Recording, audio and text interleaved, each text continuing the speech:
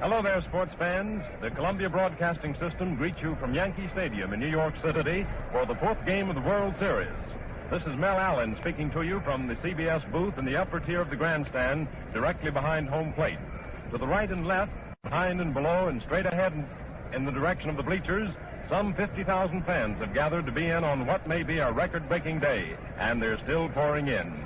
For manager Joe McCarthy's New York Yankees are on the verge of adding a new page to the already bulging baseball record book. Never in the history of baseball has a team won a world championship three successive times. But with a 3-0 game lead in the current series, it's almost a certainty that New York will blaze a new trail. And if the Yankees win this afternoon, they will be duplicating history they set up in 1932.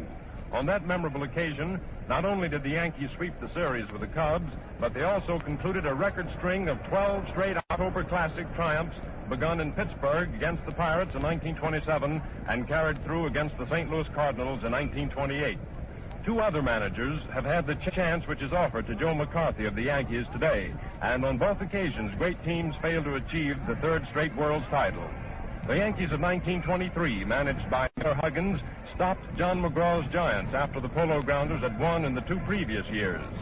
Connie Mack ran afoul Pepper Martin and the St. Louis Cardinals and lost out in 1931 after beating Chicago in 1929 and St. Louis in 1930. The bleachers, as usual, were rapidly filled up at an early hour this morning, and their long wait for game time was brightened by the appearance of Al Shack, the clown prince of baseball. Al led the 7th Regiment Band, which you hear playing in the background right now, around the field in parade and put on his famous baseball act, in which, playing the role of a pitcher, he goes through the antics of loading the bases and then allowing the next imaginary hitter to clock a home run. His encore was a tennis match. A net was set up in center field, and he battled his imaginary opponent for 5 minutes before succumbing to the ordeal. Al, you know, used to be a big league baseball player himself, having played for the Washington Senators as a pitcher in 1919, 20, and 21. And in 1924, he became a Senator coach. At 12:30 this noon, the Yankees came on the field for batting practice, which was the signal for Shack to depart. But the fans were still entertained by the great number of pitches the Yankees put into the stands. The sun, which was shining brightly all morning, decided to have some fun itself and started playing hide and seek with a fresh batch of clouds. Only a mild breeze is blowing now, the sun is still out, and the weather is comfortable. As the teams were going through their warm-up paces, we were thinking that in World Series competition, where the eyes of the baseball world are centered on the performances of each player, where so much is at stake, the composure of the competitors receives a severe test. And under those conditions, one would expect newcomers to the Fall Classic to fall heir to a case of jitters. But this series has definitely put a damper on such expectations, for two of the heroes thus far are getting their first taste of interleague warfare. Joe Gordon of the Yankees and Joe Marty of the Cubs. The spry 23-year-old Yankee second-sacker has been a key man in his team's 3 victories from both the hitting and fielding standpoints. Yesterday, he suffered his first error in 18 chances and has come through with several remarkable plays. And the teamwork with Frank Crosetti and Red Rolfe on double plays leaves nothing to be desired. But overshadowing his brilliance afield is his record at the plate. 12 times he's gone to bat, and on 5 of those occasions he hit safely, including a double and a home run for a series average of .417. Hits that turned the tide of victory for the Yankees. It was his home run in the 5th inning of yesterday's game, you remember, that broke Clay Bryant's spell over the McCarthymen. It was the first hit the Yankees had gotten in 4 2/3 innings. In all, he's driven in 6 of the 14 runs scored by New York in the 3 games, 4 more than any of his teammates. Baseball observers agree that he's the lad who will soon replace Charlie Gehringer as the king of all second basemen. One of the highlights that sheds a ray of sunshine in the midst of the Cubs' gloom is the batting of the 25-year-old Joe Marty, who hails from Sacramento, California. The vaunted Yankee pitchers just can't seem to get him out. On the bench most of the season and also in the first game of the series, he replaced Phil Cavarretta in the outfield at the start of the second contest, and immediately won his spurs with manager Gabby Hartnett by pounding out 3 hits and 4 trips to the plate, driving in all 3 runs which the Cubs scored off lefty Gomez. Yesterday, he again got 3-4, knocking in both Chicago runs, one of them a lusty home run smash into the left field stands. And so over the last 2 games, he's knocked in all 5 of the tally scored by Chicago. And when you remember that the Cubs had scored but 6 runs altogether since the series opened, his performance takes on added significance.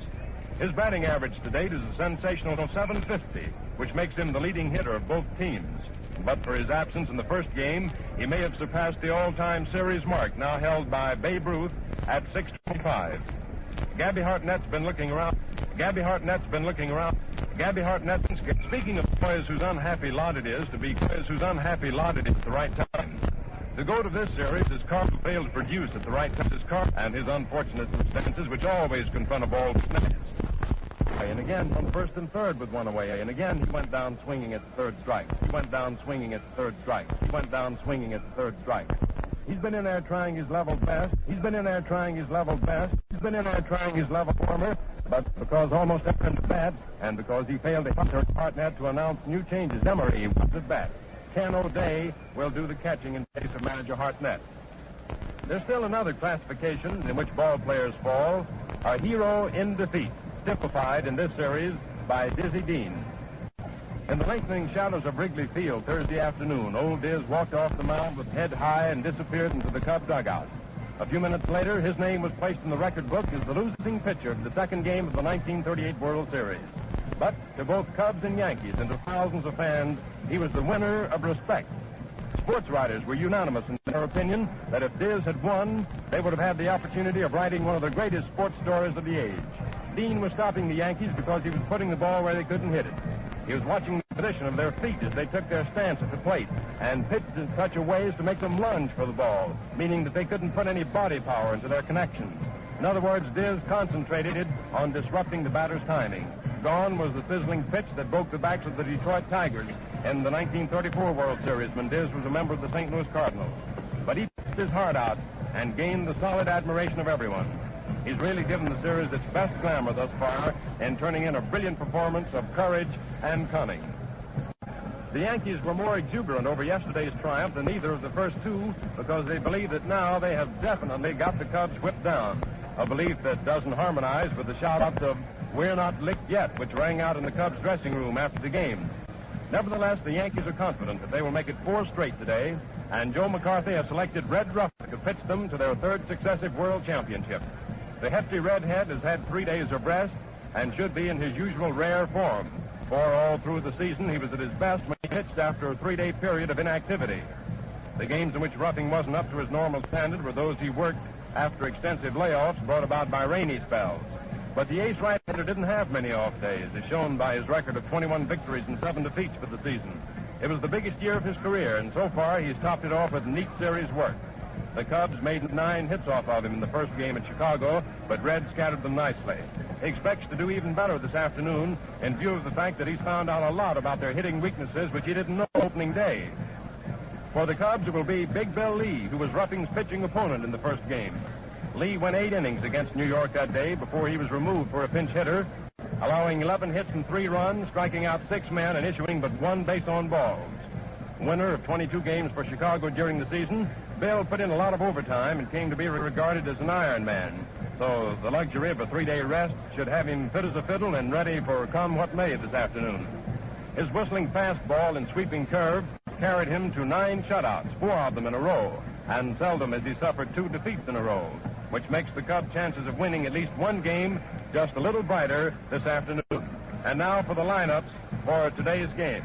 First, we'll take the Chicago Cubs. And if you've got your lineups there at home ready, here we go. Leading off for Chicago is Stan Hack. Hack is batting .500 in the series thus far, playing third base. Then comes Billy Herman, playing second base, hitting .182 in the series. Phil Cavarretta, right field, batting .444 for the series. Frank Demaree, playing left field, hitting .143. Catching for the Cubs, O'Day, Ken O'Day. He hasn't been in any games, and of course his batting average is 0. Following O'Day is Rip Collins, first base, hitting .182. Then comes Joe Jurges, shortstop, hitting .111. And following him is the Cubs pitcher Big Bill Lee, who failed to get a hit in the first game of the World Series, which he pitched. And of course his batting average is 0. Now for the New York Yankees. Frank Crosetti, shortstop, batting .182 for the series. Red Rolfe, R-O-L-F-E, Rolfe, third base, hitting 154 for the series. In third spot is Tommy Henrich.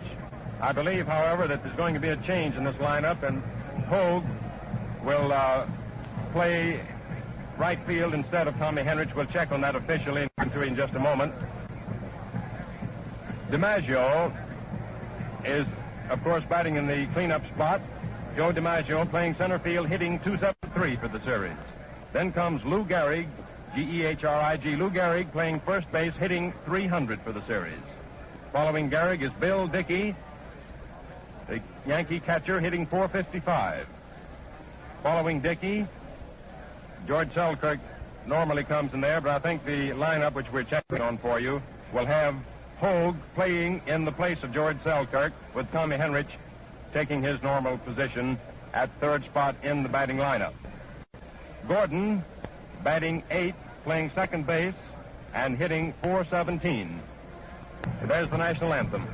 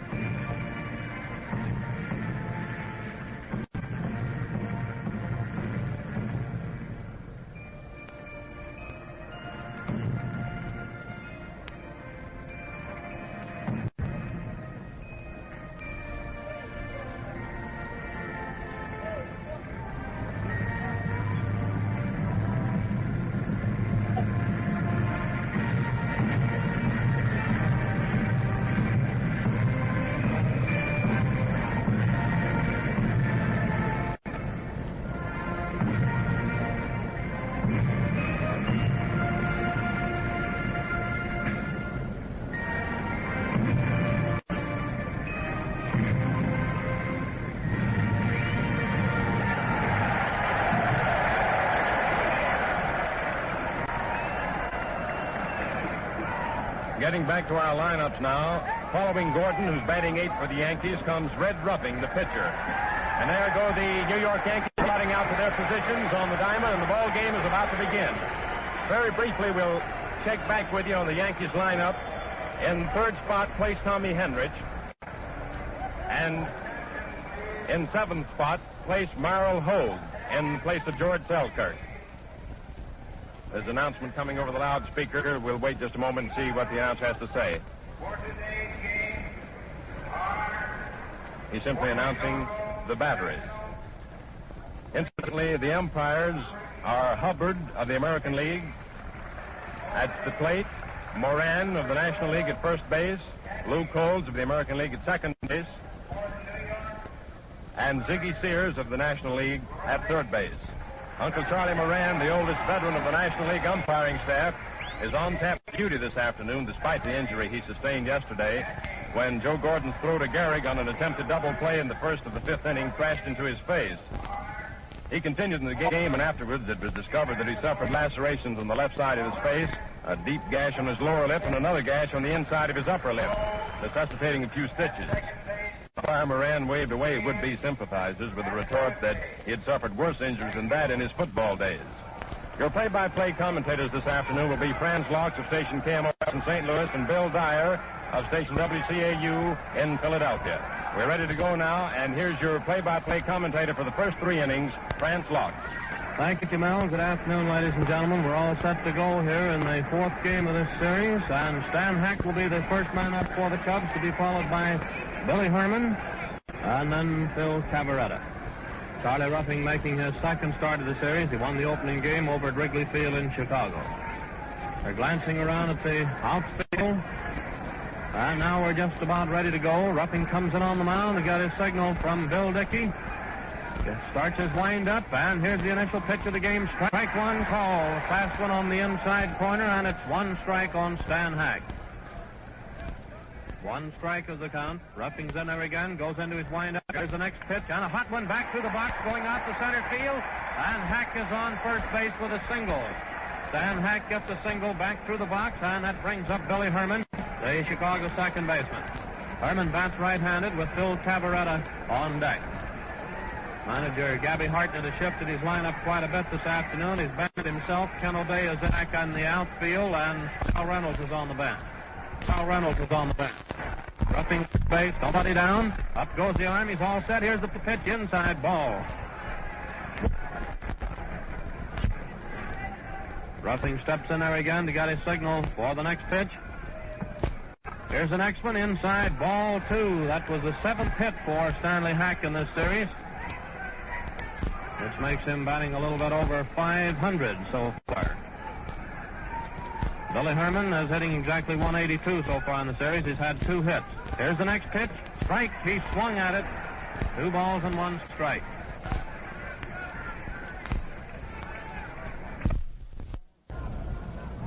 Ruffing's in on the mound again. Glances over at first base. Here's the next pitch, and it's a ground ball.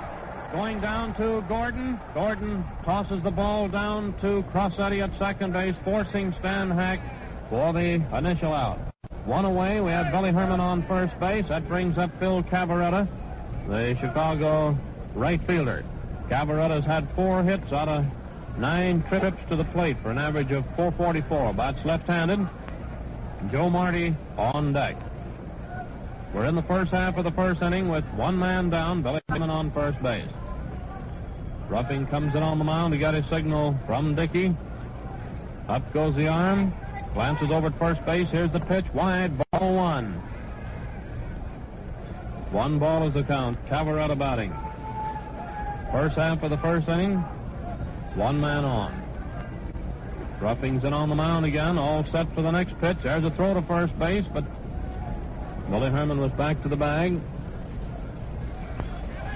Steps in on the mound again, getting set. Here's the next pitch. Wide, ball 2. 2 balls and no strikes. 2 balls, no strikes. Phil Cavarretta batting. Still have Billy Herman on first base, 1 man down. Stan Hack was the first man up, had a single, and he was forced at second. Here's the pitch, foul tip, and the count is now 2 balls and 1 strike on Cavarretta. That calls for a new ball. Bill Dickey tosses it into Ruffing. Ruffing's rubbing the ball up a little bit before taking his stance on the rubber. Johnson is coaching on the first base line for the Cubs, with Corridon coaching at third. Ruffing's in there to get his signal again. Steps in on the mound, goes into his stretch, glances over at first base. Here's the pitch, and it's a foul ball coming back to the plate up into the upper tier. And it's 2-2. 2 balls and 2 strikes on Cavarretta with Joe Marty on deck. New ball into Ruffing again, walks back to the rosin bag, strolls in on the mound, falls in the dirt a little bit, getting it fixed to his own liking there. Glances at the outfield and rubs the ball a little, steps in on the mound, got his signal from Dickey. Up goes the arm, he's all set, and here's the pitch, and a hot one back to the box. The Ruffing grabs it, throws down to Crosetti. Crosetti over to Gehrig, but it was too late to get Cavarretta. Billy Herman was forced out at second. Ruffing to Crosetti. A hard smash right back to the box, which Ruffing grabbed. That brings up Joe Marty, the Cubs center fielder, getting a big hand as he comes up to the plate. Marty has been at bat 8 times. He has 6 hits for an average of .750. He's setting the pace for all of the hitters in the series so far. That's right-handed with Demaree on deck. Cavarretta on first base, 2 away. Here's the pitch. Strike 1, call, a fast one on the outside corner. 1 strike on Joe Marty. With 2 down, Phil Cavarretta on first base. Ruffing steps in on the mound, and here's the next pitch. There goes the fly ball. It's going foul down the right field line. 2 or 3 are after it, and it's into the boxes, making it read. It was into the boxes, and the count is now 2 strikes on Joe Marty. First pitch was a called strike. Curve ball, which cut the outside corner, and then he fouled this one into the stands down the right field line. Gordon and Henrich were both going after the ball.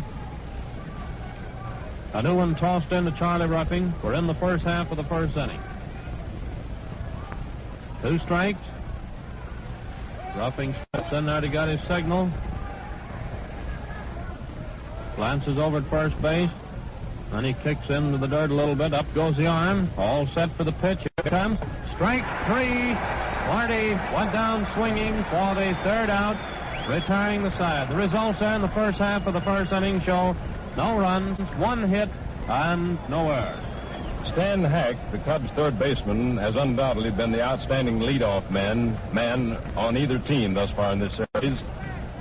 In all but one game, I think, he's gotten on base the first time that he's been up, and he's given the Yankee pitchers many uncomfortable moments in that respect. He's been to bat 13 times altogether in the World Series thus far, and he's hit safely 7 times. Quite a record for any ball player. He was an indispensable cog in the functioning of the Cub machine this season, leading the team in hitting with an average of .321, and is generally considered as the outstanding third baseman in the National League. Bill Lee has taken his place out there on the mound, warming up with catcher Ken O'Day, who is replacing manager Gabby Hartnett behind the plate this afternoon. Manager Hartnett benched himself because he was unable to do much in the way of hitting.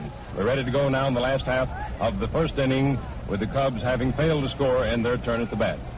Frank Crosetti is a first man up for the Yanks. Crosetti has been at bat 11 times, has 2 hits, and has scored 1 run so far. He'll be followed by Rolfe and Henrich. Bill leaves it on the mound. He goes into his windup. Here's the initial pitch. Foul ball going into the stands to the right of the plate. 1 strike on Frank Crosetti.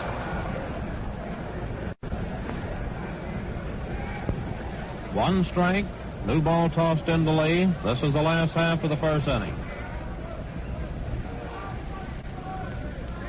Leaves it on the mound again. Here's the pitch, and it's strike 2 call.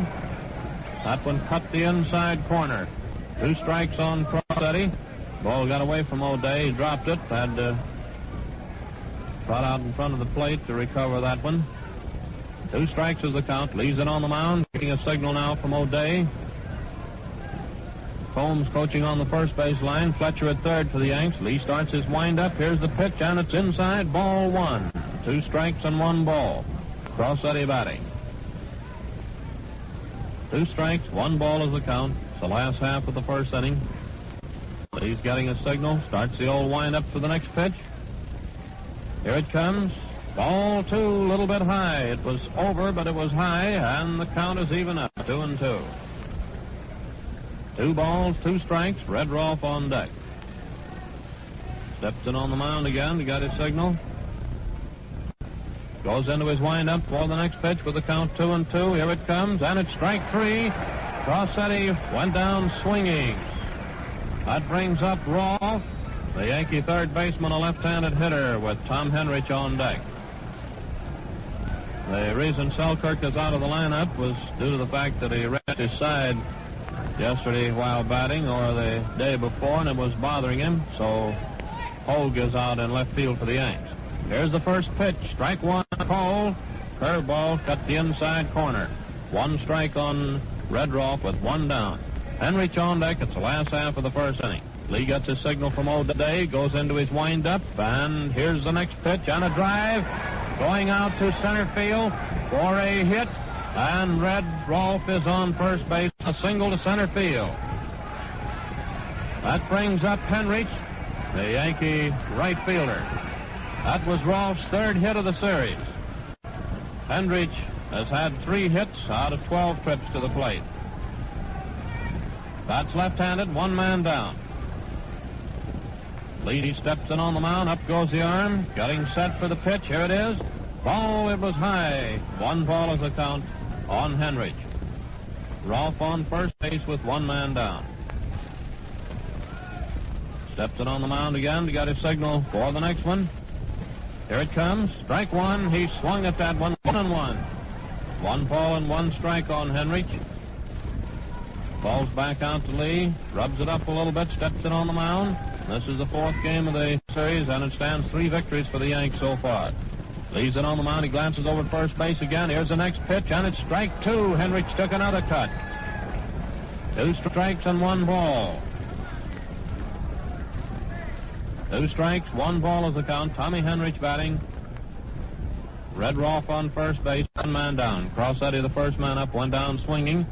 Leaves it on the mound again. Up goes the arm. All set. Glances over at first. Here's the pitch, and a foul back against the net. Count remains the same, 2 strikes, 1 ball. That calls for a new one, and Ken O'Day, the Chicago catcher, is rubbing it up a little bit before he tosses it out to Lee. And Lee does likewise after he gets hold of it.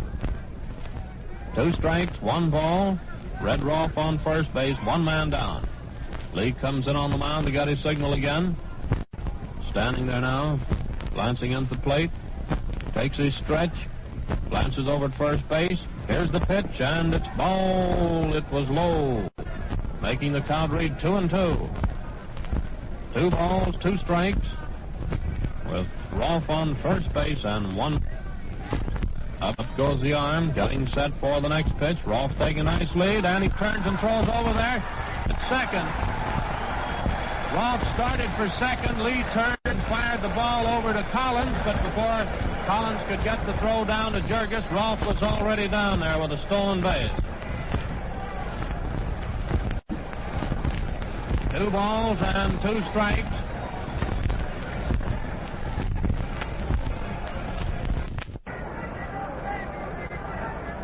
Lee steps in on the mound, getting set for the pitch. Here it is, and a ground ball going down to Collins. Collins takes it, races over to the bag, making the put out unadjusted, while Rolfe moves over to third. That brings up Joe DiMaggio, the Yankee center fielder. Bats right-handed. DiMaggio has had 3 hits out of 11 trips at the plate so far, for an average of 273. Bats right-handed with Lou Gehrig on deck. Rolfe is on third base, 2 down. Lee steps in on the mound. He got his signal from O'Day. Starts his windup for the first pitch to DiMaggio. Strike 1. DiMaggio swung at it. 1 strike is the count on Joe DiMaggio with 2 down and Red Rolfe on third. Lee starts the old windup again. Here's the next pitch, and it's strike 2. DiMaggio took another cut. 2 strikes is the count. 2 strikes, Rolfe on third base, and 2 down. Lee steps in there, got the signal from O'Day. Winding up, here's the next pitch, foul ball to the left of the plate. A new ball is being tossed in. Fletcher fielded that one, coaching down on the third base line. O'Day rubs it up a little, tosses it out to Bill Lee, who is doing likewise, standing in back of the pitcher's mound. We have Red Rolfe on third base with 2 down. Rolfe got a single to center field and stole second, and advanced to third while Henrich was being retired by Collins. Lee's winding up for the pitch. Here it comes. Ball low. 2 strikes, 1 ball. Joe DiMaggio batting with Rolfe on third base, Lou Gehrig on deck.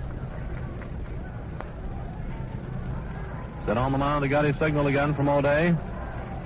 2 strikes and 1 ball. And here's the next pitch. He went down swinging. DiMaggio struck out for the 3rd out, retiring the side. The results there in the last half of the first inning show no runs, 1 hit, and no errors. Before we start into the second inning, let's take time out for station identification. This is the Columbia Broadcasting System. This is the WBBM Air Theater, Wrigley Building, Chicago.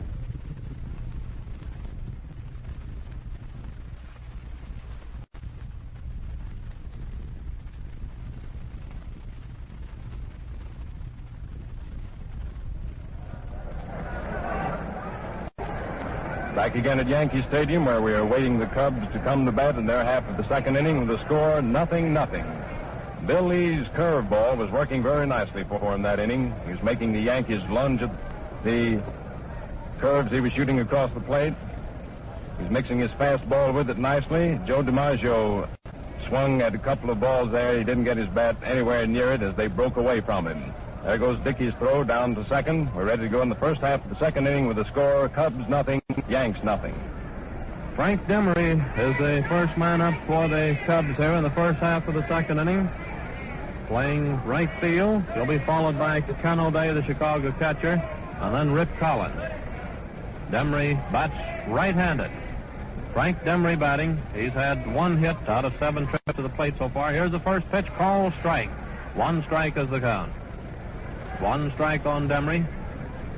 Ruffing steps in on the mound. He got his signal again from Bill Hickey. Goes into his windup for the next pitch to Demaree. Here it comes, and there goes a fly ball. It's going down the first base line, going foul. Gehrig coming over. He's under it, and he takes it for the out. Demaree fouled out to Gehrig.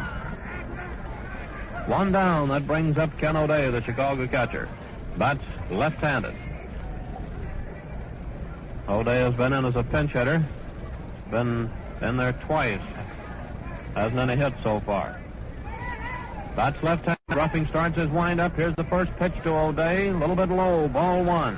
One man down, nobody on. The hits are 1-1 so far. Hack getting one for the Cubs in the first inning. Rolfe getting one for the Yanks. Here's the next pitch, and a foul ball coming back against the net, making the count read 1-1. A new ball is tossed in. Cal Hubbard of the American League is calling balls and strikes. Charlie Moran of the National working at first. Luke Coles of the American at second. And Ziggy Sears of the National at third in the way of umpires. Here's the next pitch, and it's strike two. O'Day took a cut at it. 2 strikes and 1 ball. 2 strikes, 1 ball, 1 man down, nobody on. Ruffing's in on the mound, goes into his windup again. And here's the next pitch, wide, ball 2. 2-2. 2 balls, 2 strikes. This is the first half of the second inning. Ruffing steps in on the mound to get his signal. 2 strikes, 2 balls. Here's the pitch, and it's a foul ball. Coming in back of the plate, Dickey coming back after it. He's under it, and he makes the catch right back here in front of the net, directly in back of the plate for the second out. That brings up Rip Collins, the Chicago first baseman, a switch hitter. He'll bat left-handed against Charlie Ruffing. Collins, so far in the series, has 2 hits out of 11 trips to the plate. It's an average of 182. 2 down, nobody on. Jurges on deck. Ruffing starts his windup. Here's the pitch and a ground ball going down the first baseline. Gehrig grabs it, tosses to Ruffing, who covers the bag. A nice play on the part of Charlie Ruffing for the third out, retiring the side. The results there in the first half of the second inning show no runs, no hits, and no errors. Red Ruffing looks like he's going to turn in a great game this afternoon. His pitches seem to be baffling the Cubs thus far, with the exception of Stan Hack, who nicked him for a single in the opening inning.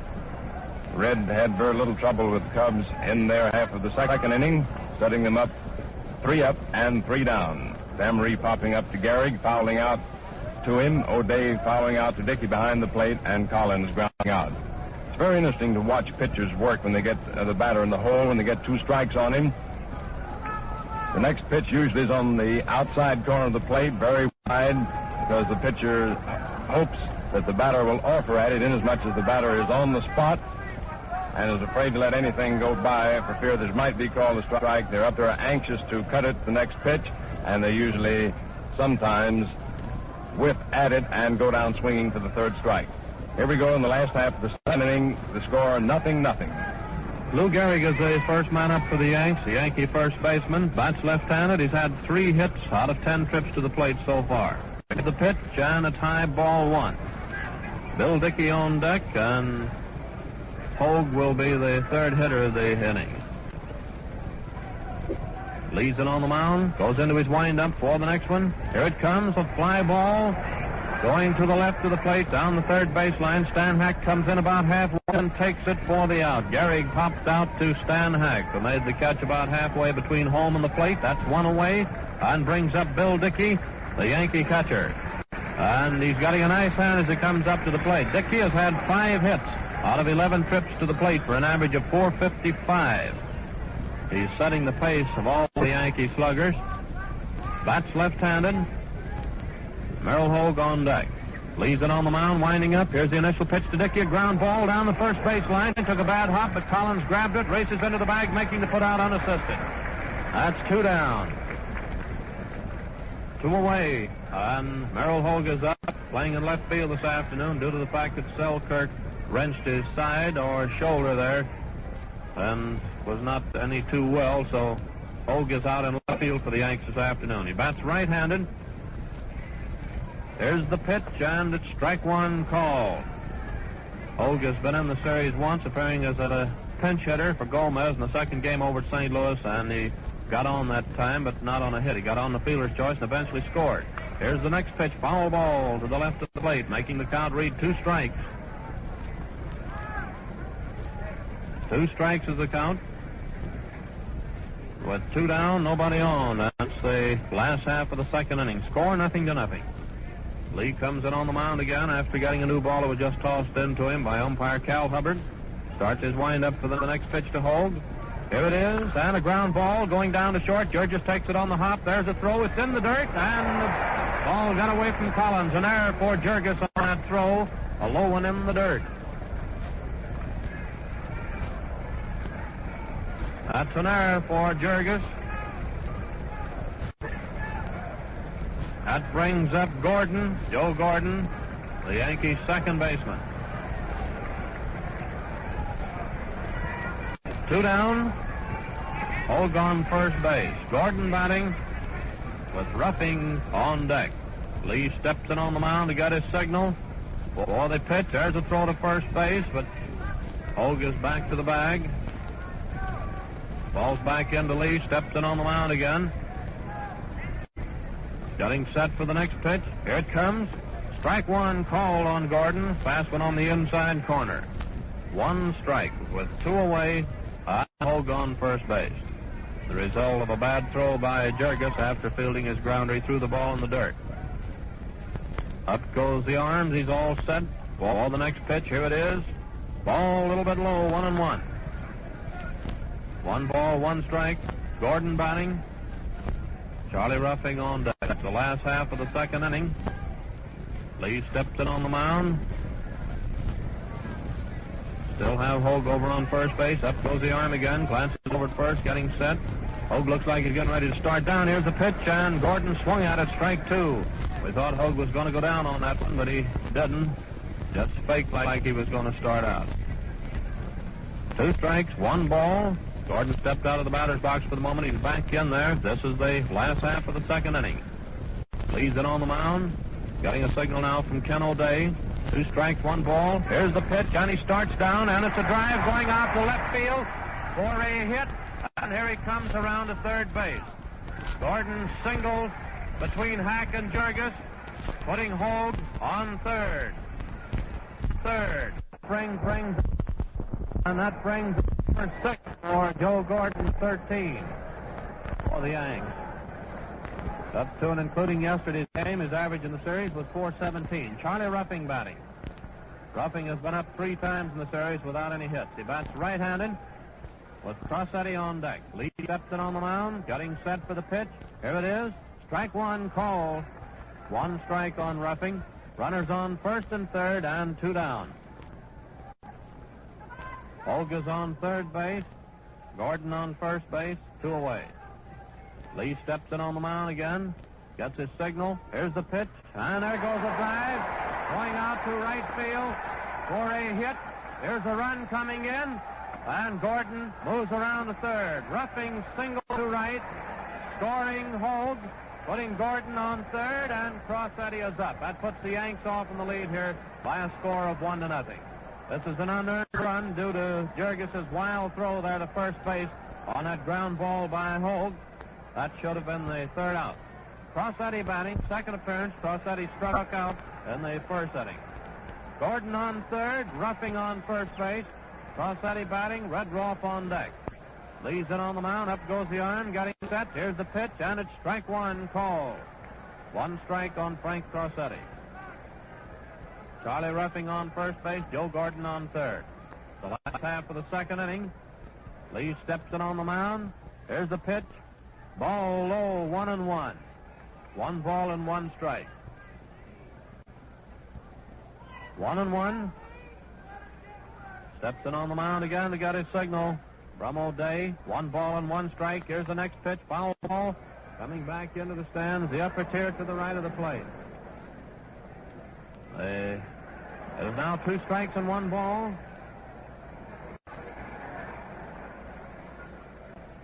Two strikes, 1 ball. A new one is tossed in to Bill Lee. Still have runners on first and third, and 2 down. Up goes the arm now. Getting a signal from O'Day. All set for the delivery. Here's the pitch. And there goes the drive going out to right field. And the ball gets away from Demaree. He misjudged and let it get away. 1 run is in. Here comes Ruffing coming in. And it's 3 bases Crosetti. Crosetti gets a triple out to left field, scoring Gordon and Ruffing. And Redroth is up.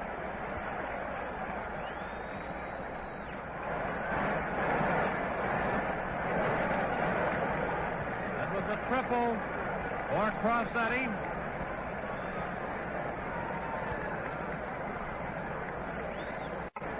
Runner on third. That's 3 runs in for the Yanks here in the last half of the second inning. And Rolfe is up. 3 unearned runs.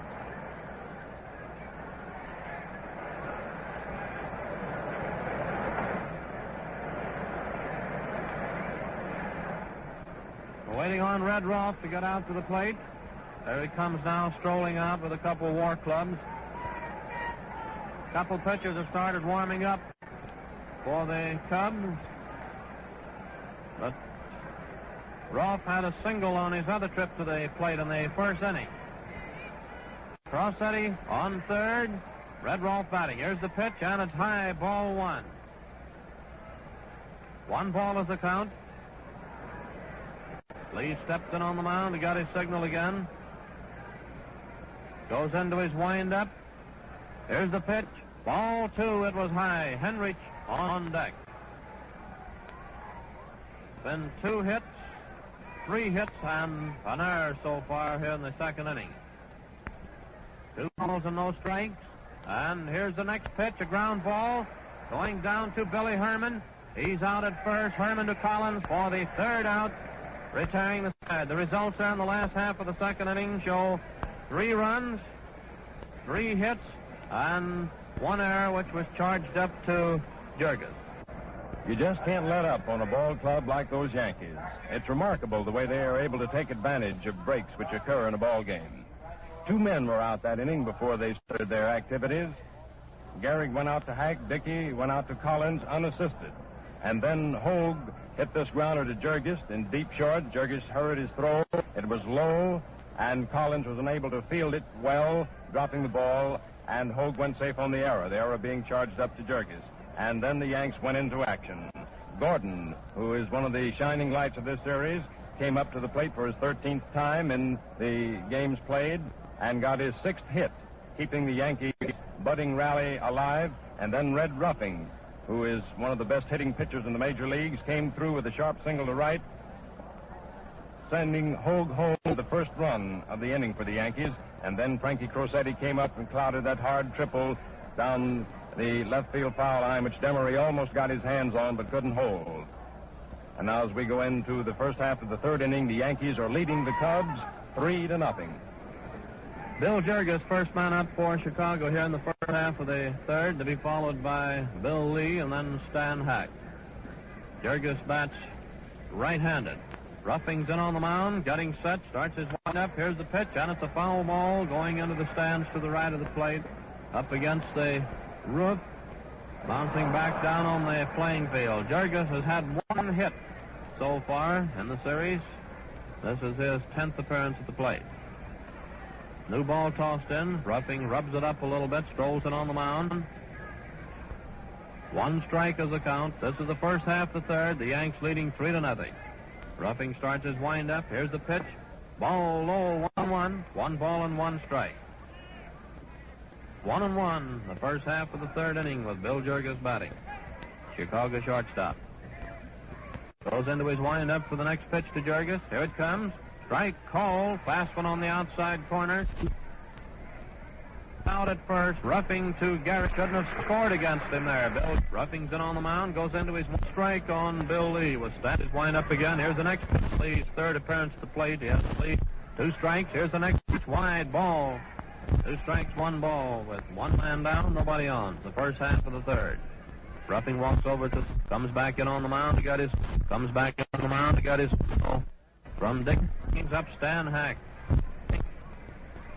Ruffing's only allowed 1 hit, so plate. Here's the pitch, foul ball down the left field line. He's away, nobody on. There goes a drive out to left field. Is on first base with him. Hack 2 down. That brings up Bill second. Cubs have 2 hits, and both of them go to the credit of Stan Hack. Number 8 for Hack in the series. Foul ball up into the stands, the upper tier to the left of our CBS booth. And one of the fans made one of those sensational one-handed stabs.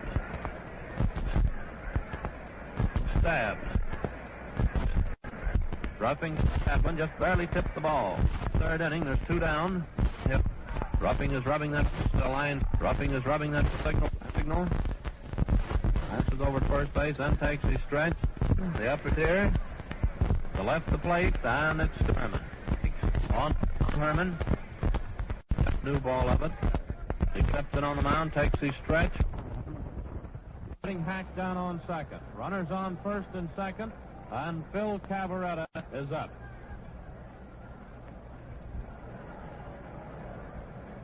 Phil Cavarretta batting, a left-handed hitter. Marty on deck.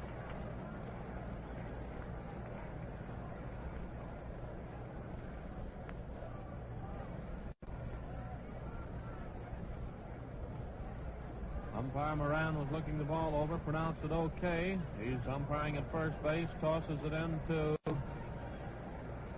Ruffing. Steps in on the mound, Cavarretta batting. The left-handed hitter. All set up for the pitch. Here it is. Strike one, call. 1 strike.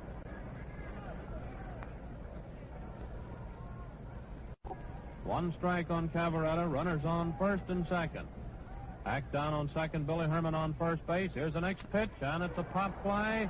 Going out to second base. Gordon is under it, and he takes it for the 3rd out, retiring the side. The results there in the first half of the 3rd inning show no runs, 2 hits, and no error. The Cubs had a scoring chance then with 2 men out and 2 men on base, but they were unable to do much about it. In contrast to the Yankees, who came through with 3 runs after 2 men were out. Among the spectators out here this afternoon, we spotted down in the boxes in the lower tier of the grandstand is Jack Dempsey, former world's heavyweight champion. Before the game, Jack visited both the Cub and Yankee dugouts, and while over in the Yankee dugout, he posed with manager Joe McCarthy of the Yankees for photographers. McCarthy was holding Al Shanks, the clown prince of baseball, holding Shanks' big mitt. It's an enormous thing. It's a monstrous thing, as a matter of fact. And Dempsey uncorked that powerful right arm of his and pounded into the mitt while the cameras clicked. And now here we go into the last half of the 3rd inning. The Yankees at bat, and the Yankees leading 3-0. Tom Henrich is the first man up for the Yanks here in the last half of the 3rd, to be followed by Joe DiMaggio and Lou Gehrig. Bill Lee starts his windup. Here's the first pitch. It's a ground ball going down to Collins. Collins races over to the bag, making the put out unassisted.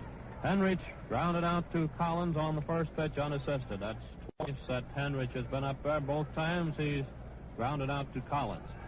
Joe DiMaggio is up, the Yankee center fielder. Bats right-handed. DiMaggio struck out in the first inning. Lou Gehrig on deck. Lee steps in on the mound, goes into his windup.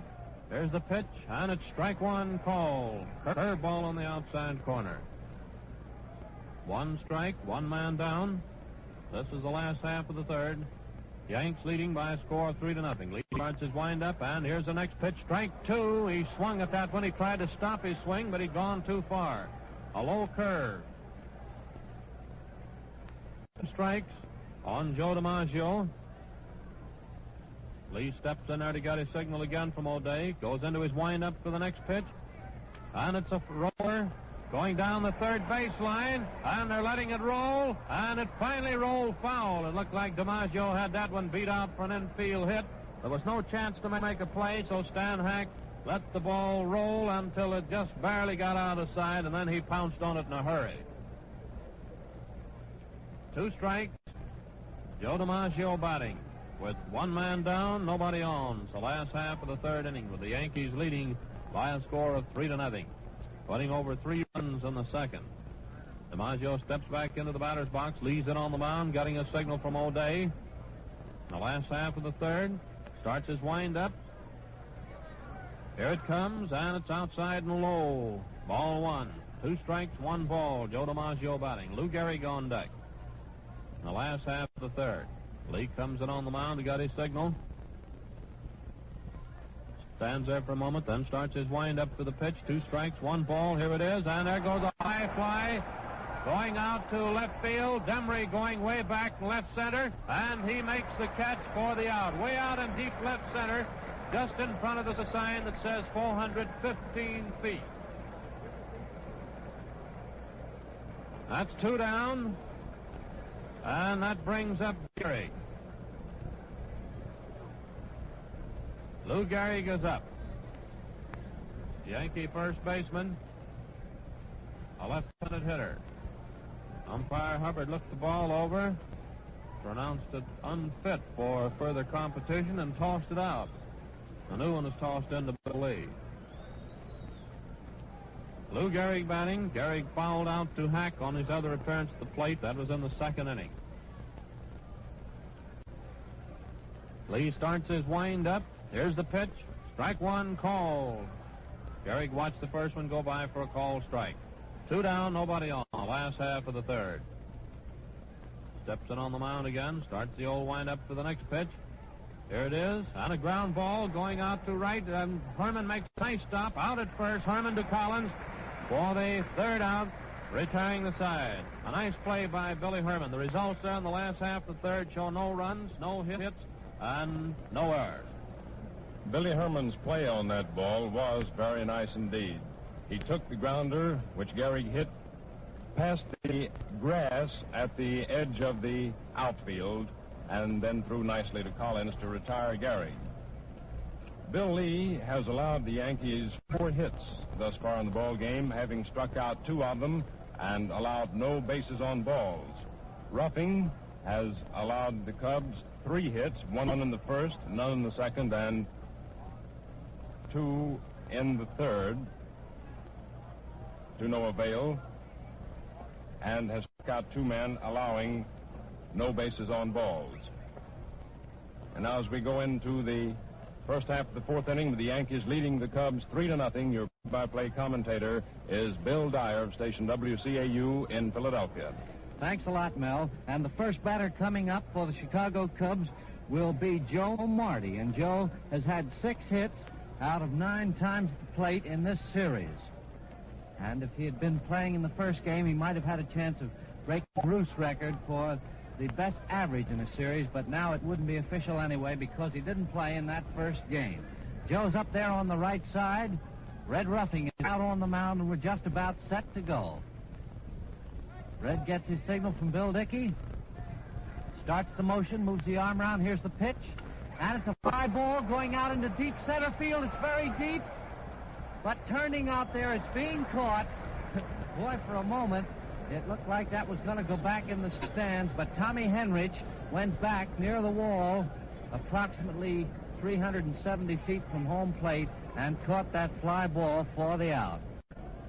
A long, towering fly by Joe Marty, caught by Tommy Henrich in right center field. Brings up the plate Frank Demaree, another right-hand batter. Ruffing gets his signal, starts his motion. Here's the pitch. And a ball a little bit low. 1 ball and no strikes the count. 1 and none. Frankie keeps that bat moving. Ruffing looks him over, starts his motion. Here's the pitch. And a ball outside. 2 balls and no strikes. 2 and none the count. 1 down. Red Ruffing comes up with the arm, brings that round. Here's the pitch. And it's high, very high for ball 3. 3 and none. Frank Demaree at the plate. Red Ruffing gets his signal, starts his windup. Here she is. Strike. This time he put it right down the middle. Frankie got to go by. 3 balls and a strike, 1 away. 3-1. Here's the next pitch. And this time it's way outside for ball 4. Ball 4, and Frank Demaree gets a walk. That brings to the plate Ken O'Day, who has replaced manager Gabby Hartnett in the lineup as catcher for the Cubs. Gabby decided he wasn't hitting, and so is giving Ken a chance today. Ken's a left-hand batter. Man on first. There's the stretch. Here's the pitch. Ball too low. 1 ball and no strikes. 1 away. Frank Demaree on first base. Ruffing out on the mound, getting set again. Leans forward, throws the weight down on that left foot. Here's the pitch. A little bit inside for ball two. 2 balls and no strikes. 2-0, 1 away. The overcast skies today make a fastball a pretty effective pitch. 2 balls and no strikes, 1 away. Ken O'Day up the plate. There's the stretch. He's ready again. The arm back. Here it is. Strike called right down across the knees. 1 strike and 2 balls. 1 away. Red Ruffing gets his signal again. Leans forward. Demaree takes his lead. There's the stretch. The arm round. Here it is. Ball outside. 3-1. 3 balls and 1 strike. 1 down. And moves in there again.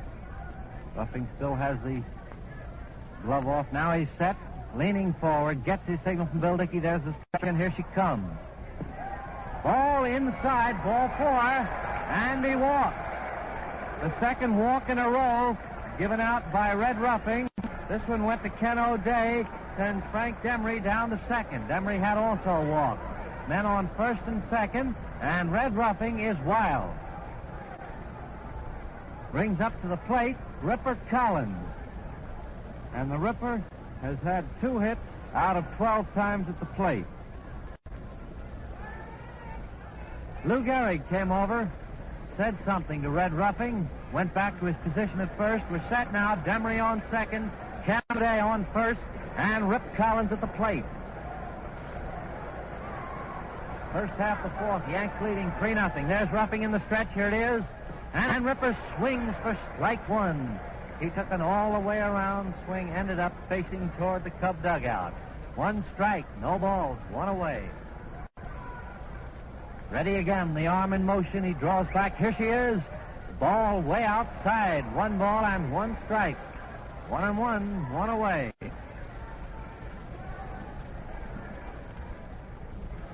Ruffing takes his time, juggles the ball for a moment. Leans forward. There's the stretch. Here it is.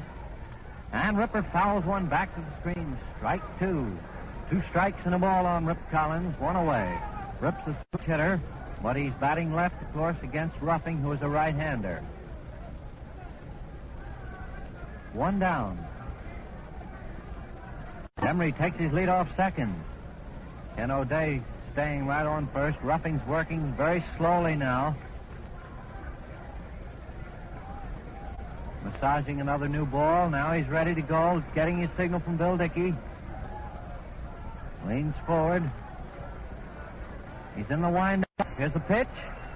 And he struck him out. Rip Collins bit on a very high inside fastball. The high hard one. Inside, and Rip swung, missed it. That brings up Bill Jurges. Bill's had 1 hit in this series out of 10 times up. 2 away now, 2 men on. First half of the 4th. Jurges bats on the right side. Ruffing goes in the stretch. Here it is. Ball high. 1 ball and no strikes. 1-0 the count. Manager Gabby Hartnett is standing down on the very end of the dugout, watching everything very intently. 1 ball, no strikes, 2 away. On the batter, Bill Jurges. Ruffing set again. There's the stretch. Here it is. And he hits a ground ball going down to deep short. There's a throw by Crosetti to Gordon, and the ball is dropped to second. Here comes a run across the plate. The ball's finally recovered. Demaree scored. Ken O'Day went into third base, and Jurges is on first. It was a ground ball hit that time by Bill Jurges down to deep short. Crosetti picked it up, threw the ball fast down to Gordon, trying for the forced play, and the ball was dropped.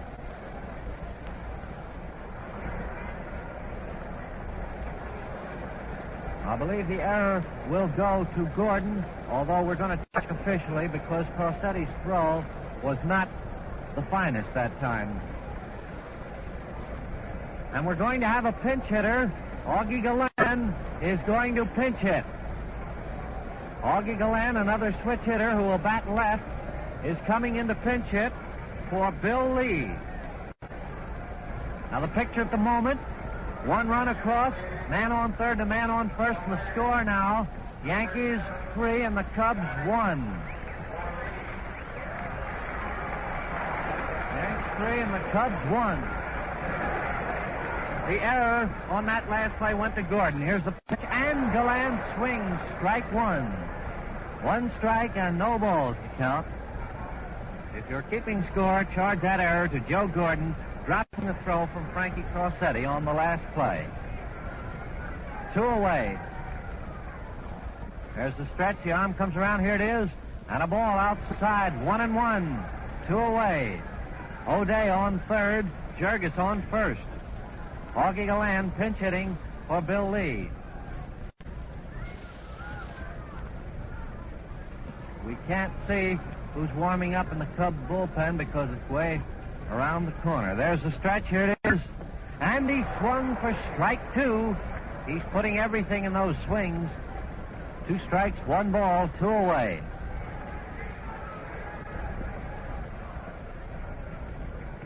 Two strikes and a ball, 2 down. O'Day has his lead off third.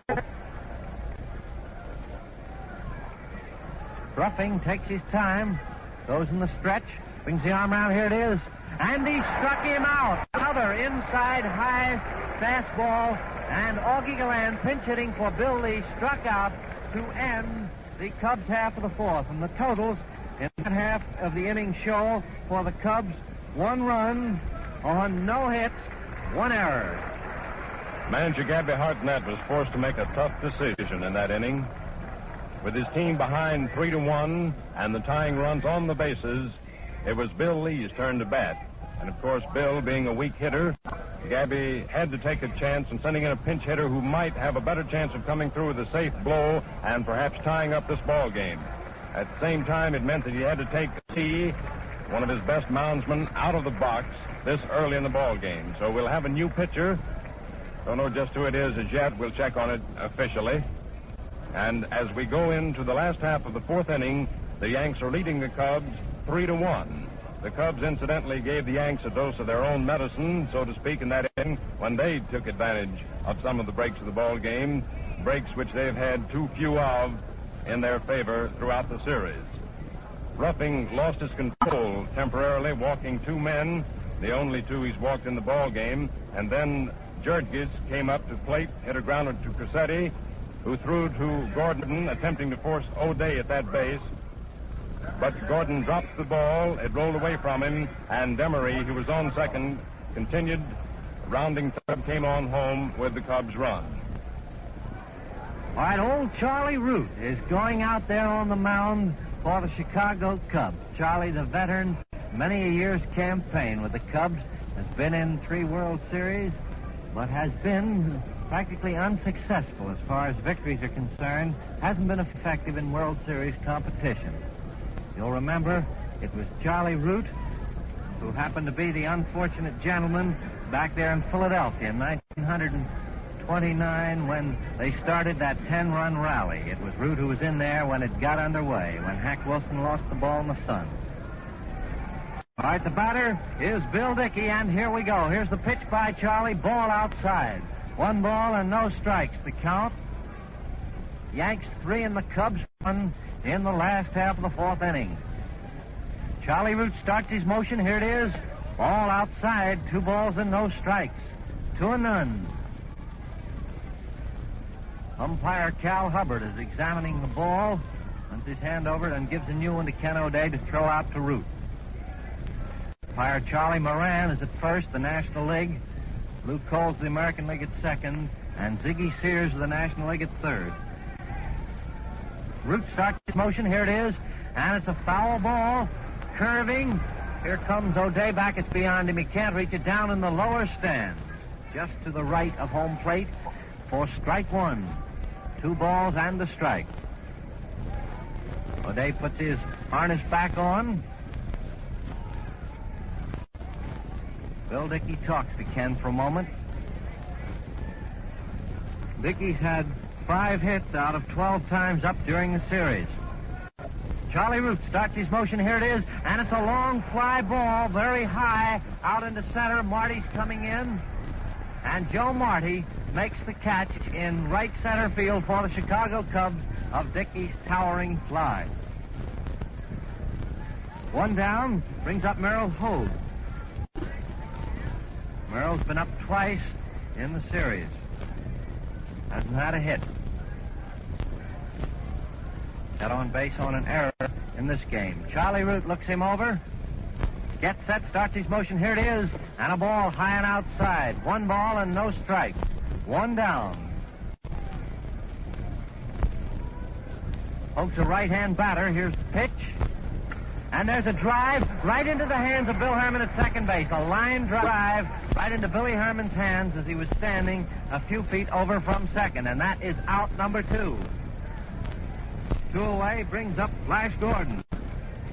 Joe had a single his first time up. Gives him 6 hits out of 13 appearances for the series. Charlie Root looks him over. Starts his motion. Here's the pitch.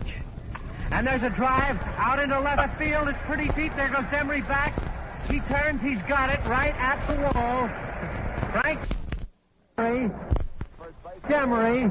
Well, it's not really a wall. It's just below the stands. He turned and caught it for the final out. And past half of the 4th inning for the New York runs and no errors. Charlie Root, who relieved Bill Lee for the Cubs on the mound in this inning, is a 39-year-old veteran of the big leagues. He's been pitching Major League ball for 14 years. And incidentally, it was Charlie Root who hurled the Cubs into the National League Championship this year. He won the second game of a doubleheader against the Cardinals on next to the last day of the season, 10-3, allowing only 2 scratch hits in the last 6 innings of that ball game. And now we're going to pause momentarily for station identification. This is the Columbia Broadcasting System. This is the WBBM Air Theater, Wrigley Building, Chicago.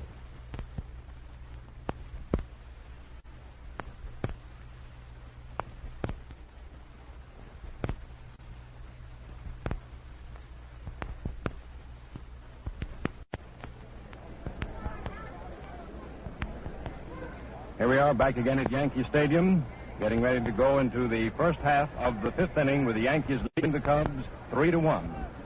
Stan Hack comes to the plate. Stan's had 2 hits in this ball game out of 2 appearances. He's had 8 hits in the series. Here's the pitch, and it hits a ball out into left field. Hoag comes in, waits for it, and takes it. Merrill Hoag came in, had plenty of time to get under that ball for out number 1. 1 away, and Bill Herman coming up. Hack, incidentally, has had more hits than any other player in the series so far. Bill Herman coming up. Bill's had 1 out, 2 for the day. Here's the pitch to him, and he wails one down foul into left field. The first pitch was a nice fastball. He stepped into it and slashed it wickedly, but it curved foul in the lower left field stands. Strike 1. He's a right-hand batter. Here comes Ruffing's next pitch. A slow ball. It's a ground ball down to Flash Gordon, who picks it up. There's the throw to first. He's out. Gordon over to Gehrig. Flash had it. It was just a medium hit ball as far as speed was concerned, and Gordon had plenty of time to pick it up, get it over there for out number 2. Brings up the plate Phil Cavarretta. Phil hasn't had a hit today. That's left. Here comes Ruffing's pitch. A slow ball outside. Ball 1. 1 ball and no strike. That looked like one of Dean's slow ones, but it was outside. 1 ball, no strikes. Here it is. And he swings. Strike. 1 strike and 1 ball, 2 away. Ruffing gets his signal. Brings the arm around position. Here it is. And he bunts it down third baseline. Ross picks it up. There's the throw to first. He beat it out. A beautiful bunt that time. Laid down the third baseline by Phil Cavarretta. Rolfe was playing out medium to deep, and by the time Red got in on it, picked it up, it went for a hit. A bunt, successful for a single for Phil Cavarretta. puts a man on first base and brings up to the plate Joe Marty. Ruffing leans forward. In his stretch, the arm around, here it is. A slow one and a high pop fly going out. Shortstop. Crosetti's under it. Takes it for the final out. Marty lofted a very high one there to Frankie Crosetti, who was under it easily for the final out. And so the totals for the Chicago Cubs in the first half of the fifth inning show 1 hit, no runs, and no errors. Bill Lee, in the 3 innings he was on the mound, allowed the Yankees 4 hits, 1 in the first inning and 3 in the second, striking out 2 men and not issuing any passes. Charlie Root is on the mound for the Cubs now, having pitched the last half of the 4th inning and allowing no hits. And so as we go into the last half of the 5th inning, the Yankees come to bat, leading the Cubs 3-1. And Red Ruffing gets a nice hand as he comes toward the plate. Red singled his first time up, and that was the ball that sent Gordon around to third, and then they scored on Crosetti's triple. Ruffing taking a couple of bats. He's a slugger as well as a pitcher.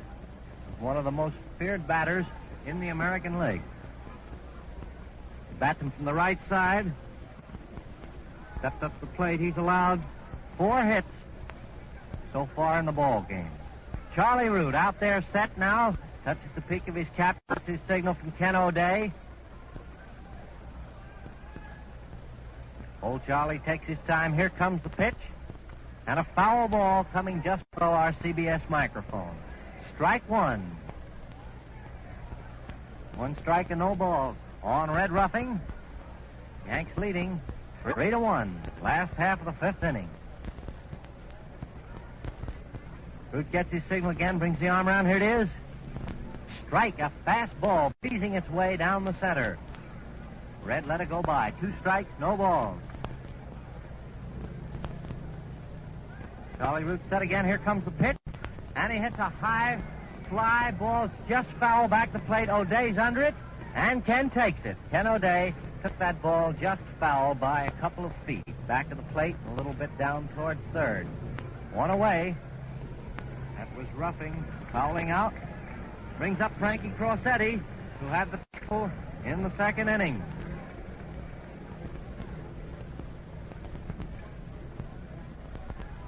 Charlie Root looks him over. Frankie bats on the right side. Here it is. Strike called. Fast one again down the middle. 1 strike and no balls. 1 away. Charlie gets set. Comes around in motion. Here it is. And there's a fly ball going out into short right field. Cavarretta is in. Herman's out. Phil Cavarretta made the catch. Herman almost decided to bump into him that time, but just managed in time to see that Phil was waiting for it. Turned, stepped aside, and let Phil take care of it. That's 2 away and brings up Red Rolfe.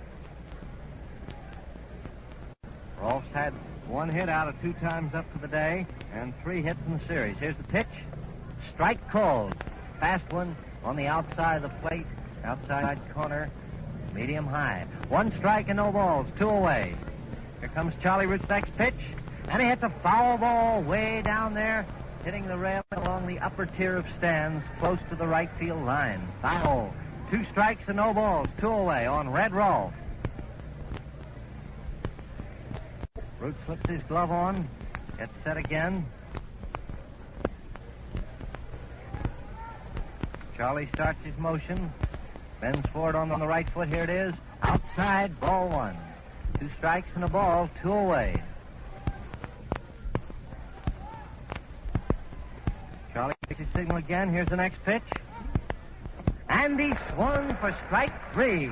Red Rolfe went down swinging as Charlie Root turned in a very nice inning, allowing no hits.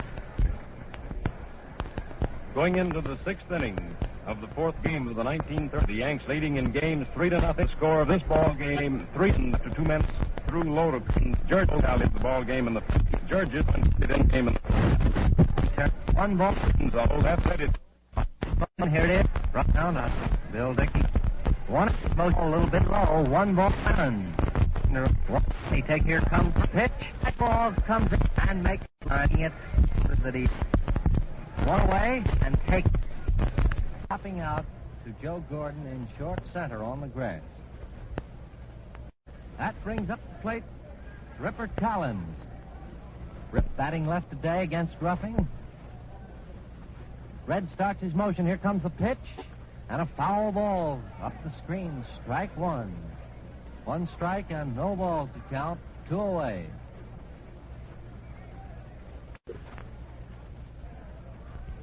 Red moves in there on the rubber again. Scratches around, kicks the dirt a little bit.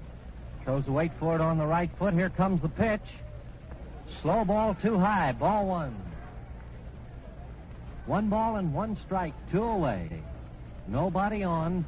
The Yanks leading the Cubs 3-1 in this 4th game of the World Series at Yankee Stadium. Here's the pitch.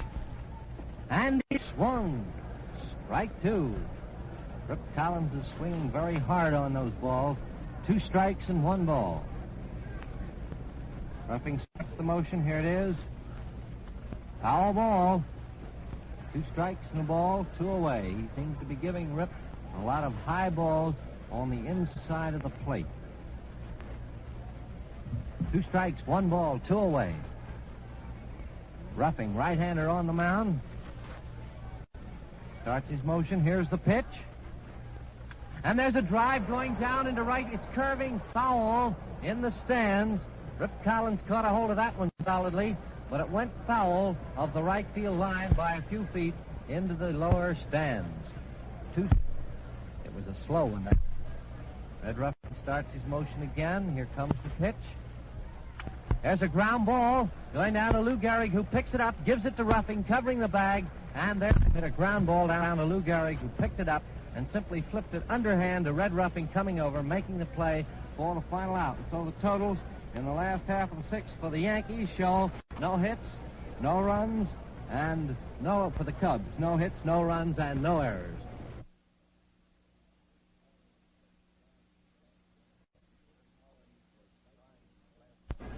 Rip Collins was trying to blast one of Ruffing's pitches into those right field stands, 296 feet from home plate.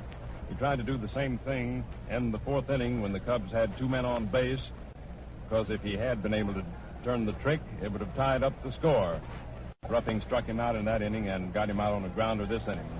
Maybe if Rip keeps trying, he'll finally be able to put one in there.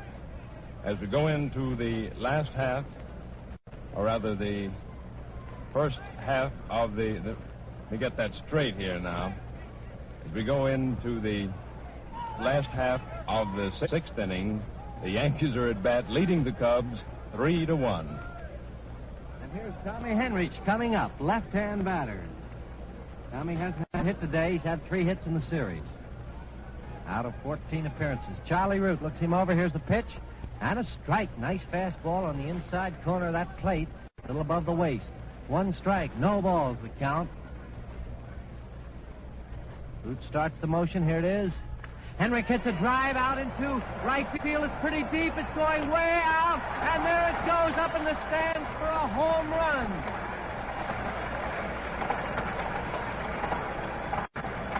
Tommy Henrich really hit that ball. A drive. It wasn't so high, but it was traveling plenty fast and far. And it disappeared over the head of Cavarretta up in the stands where the writing on the wall reads 344 feet. And the ball went up several rows, so I should say it traveled about 355 to 360 feet. A home run for Tommy Henrich, putting the Yankees now 4-1 over Chicago. And up to the plate comes Joe DiMaggio. The first pitch into Joe is ball 1.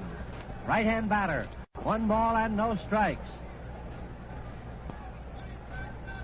1 ball and no strikes. Here it is. A little bit low. Ball 2. 2 balls and no strikes. 2-0 the count. Charlie Root gets set.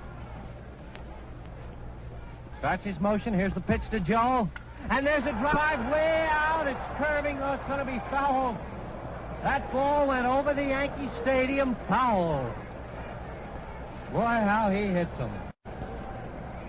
That one he hit in Chicago, I guess, is still traveling, and that ball went way over the Yankee Stadium somewhere. Foul. Strike one. 2 balls and a strike on Joe DiMaggio. Here's the pitch. Outside for a ball 3. 3-1 in the count. 3 balls and 1 strike. Joe DiMaggio at the plate. Here comes the pitch. And he hits a pop foul ball over near the Cub dugout. Ken O'Day's over. And Ken takes it for the out. Joe DiMaggio fouling out to Ken O'Day. Out number 1. That brings up Lou Gehrig. Lou's had 3 hits out of 12 times up in the series. Has failed to hit in 2 appearances today. 1 away.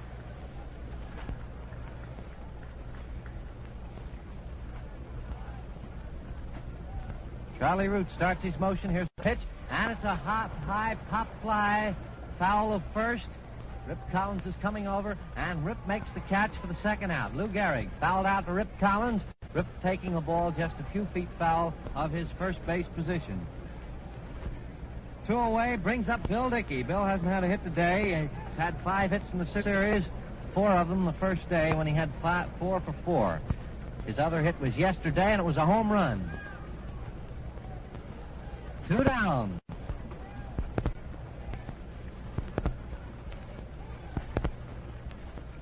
Charlie Root in motion. Here's the pitch.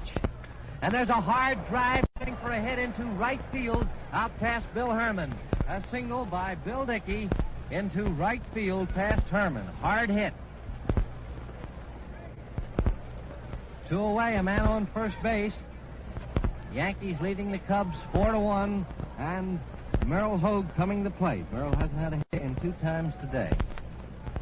He's playing in place of George Selkirk, who has a wrenched shoulder. Hoag bats right. Here's the pitch to him. Out. 1 ball and no strikes. 2 away. Ken O'Day crosses home plate, calls a word to Charlie, gives him the ball.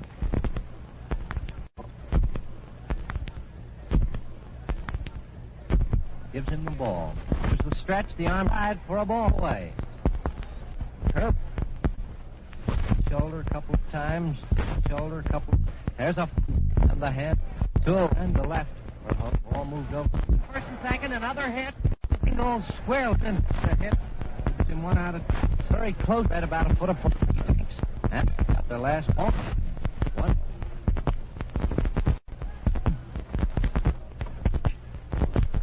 Joe. 2 strikes. Bangs the plate. Charlie Root gets his signal. Takes his time. Going into left field. There goes Demaree back, and he makes a beautiful catch. Frank Demaree made the best catch of the series and crashed into that green railing after the catch. He's limping very badly. He leaped up and caught that ball. Oh, that was a beautiful catch by Frank Demaree. The crowd roared on that one. The totals in the last half of the 6th inning for the New York Yankees show 3 hits and 1 run, no errors. We're going to pause for a few seconds now for station identification to tell you that this is the Columbia Broadcasting System. This is the WBBM Air Theater, Wrigley Building, Chicago.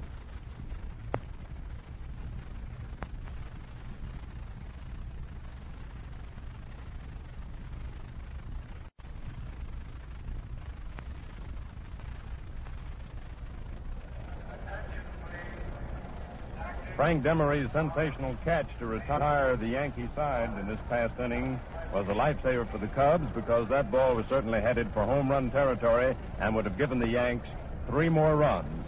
As it is, going into the first half of the 7th inning, the Yankees lead the Cubs 4-1. And your play-by-play commentator for the remainder of the ball game is Franz Locke. Thank you, Mel. And going into the first half of the 7th inning here reminds us that so far in the series that neither team has been able to put over a run in the stretch inning. So we'll see what happens here this afternoon in this 4th game of the series. Bill Dickey just makes his throw down to second base, and Bill Jurges will be the first man up for Chicago in the first half of the 7th. First half of the seventh inning, Jurges batting to be followed by Charlie Root. That'll have a pinch hitter in there for Root, and then Stan Hack will be the third hitter. Ruffing's in on the mound, goes into his windup for the first pitch. Here it is. Strike one called on Jurges. One strike, Bill Jurges batting. First man up for Chicago, his third appearance at the plate. He hasn't any hits so far. He got on once. That was in the fourth inning when they made an error on his grounder trying to force a man at second. Here's the next pitch, a foul to the right of the plate. And the count is 2 strikes on Jurges. A new ball tossed into Charlie Ruffing. First half of the seventh inning with the Yanks leading by a score of 4-1. Ruffing steps in on the mound. He got his signal from Dickey. 2 strikes is the count. Jurges batting. Ruffing goes into his windup. Here's the pitch, and that's the drive going out to right field. Looks like it's going to be a hit just inside the foul line, and it hops into the stand on the first hop, and I think that's 2 bases under the ground rule. 2 bases for Bill Jurges. A line drive out to right field, hits the ground, hops into the right field stand. Jurges down on second. And let's see.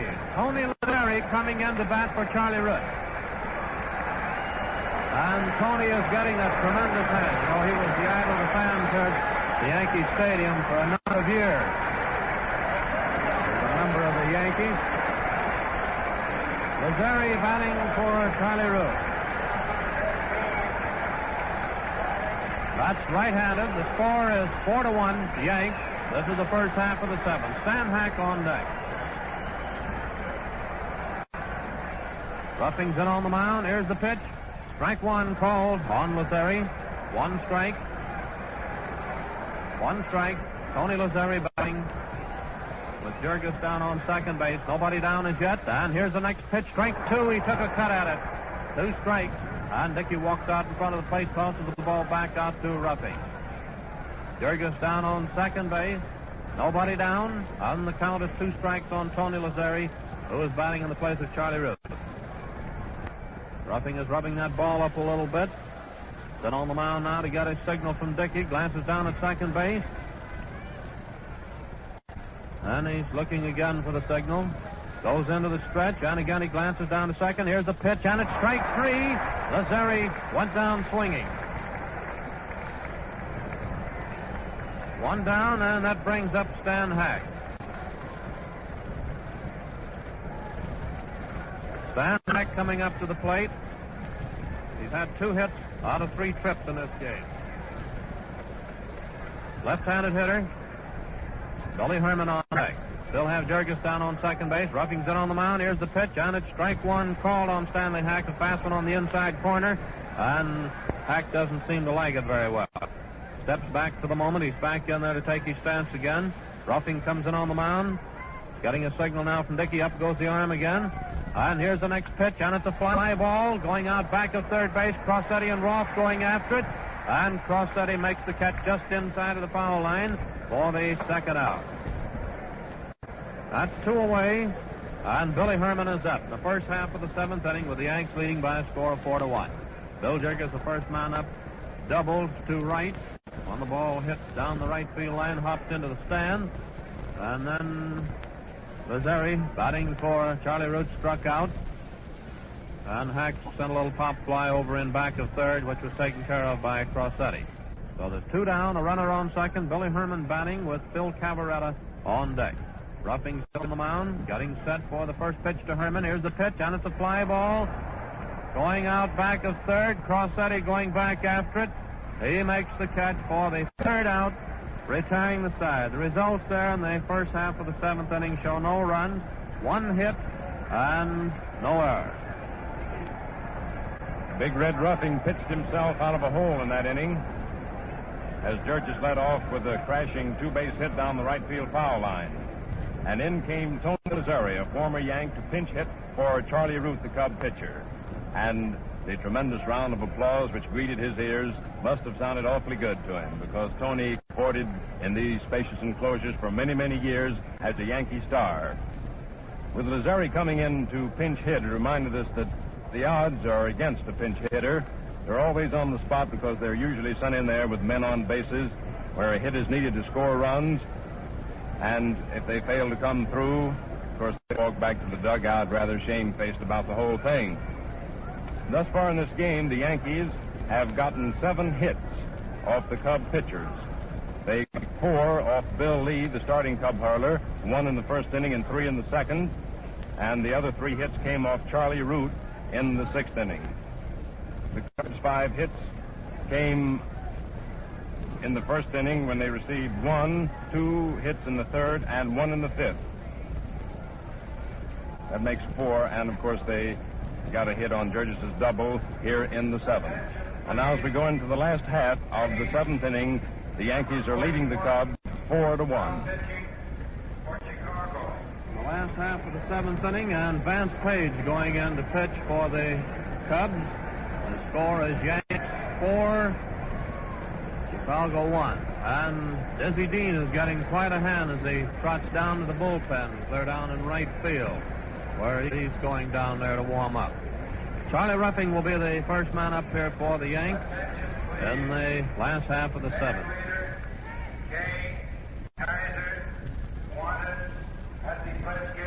Charlie Ruffing batting.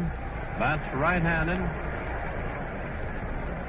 Vance Page is still making his warm-up tosses. There's O'Day's throw down to second base to Billy Herman, and we're all set to go. Ruffing has been up to the plate twice in this game, and he has 1 hit, cracking out a single in the 2nd inning that drove in the Yankees' first run, scoring Hoag, who was on base at the time. Crosetti will be the second hitter, followed by Red Rolfe. Vance Page is on the mound. He got his signal from O'Day, goes into his windup. Here's the pitch, and it's strike 1. Ruffing swung it. 1 strike, the last half of the 7th inning. Steps in on the mound. He got his signal again. Page is a right-hander. It's the old wind-up, and here's the next pitch. Ball low, 1-1. 1-1 is the count. And he walks over to the rosin bag.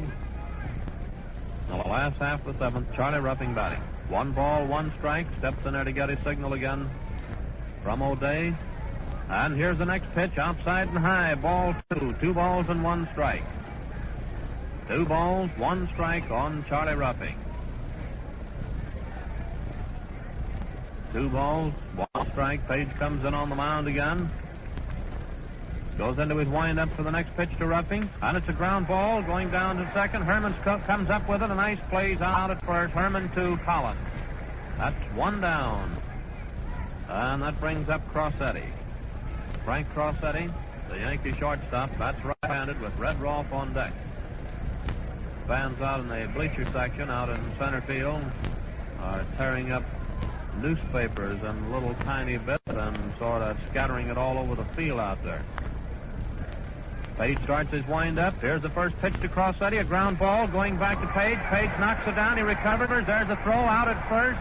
Page to Collins. That's 2 down. 2 down. That was a hard grounder back through the box. He knocks it down. Had a little trouble locating it at first, but he finally recovered it in time to make the play. 2 away. Red Rolfe is up. The Yankee third baseman, a left-handed hitter, with Henrich on deck. Rolfe has 1 hit out of 3 trips. Page is winding up. Here's the first pitch, low and outside. Ball 1. 1 ball is the count. 2 men down. Nobody on the last half of the 7th. The Yankees leading by a score of 4-1, the 4th game of the series. Here's the next pitch and a ground ball down the first baseline. Collins scoops it up, races over to the bag, making the put out unassisted for the 3rd out, retiring the side. The results there in the last half of the 7th. No errors. And no errors. Going in of 4-1. We were watching Billy Herman playing his second base hit. The sun has come out at this time, casting a shadow over 2/3 of the outfield and the infield, with the left fielder and center fielder being the only players in the sunlight. The fans out in the bleachers, with nothing much to cheer about, are throwing bits of paper which are caught up by the wind and come sailing in all over the field. First half of the 8th inning coming up, and Phil Cavarretta will be the first man up for the Cubs.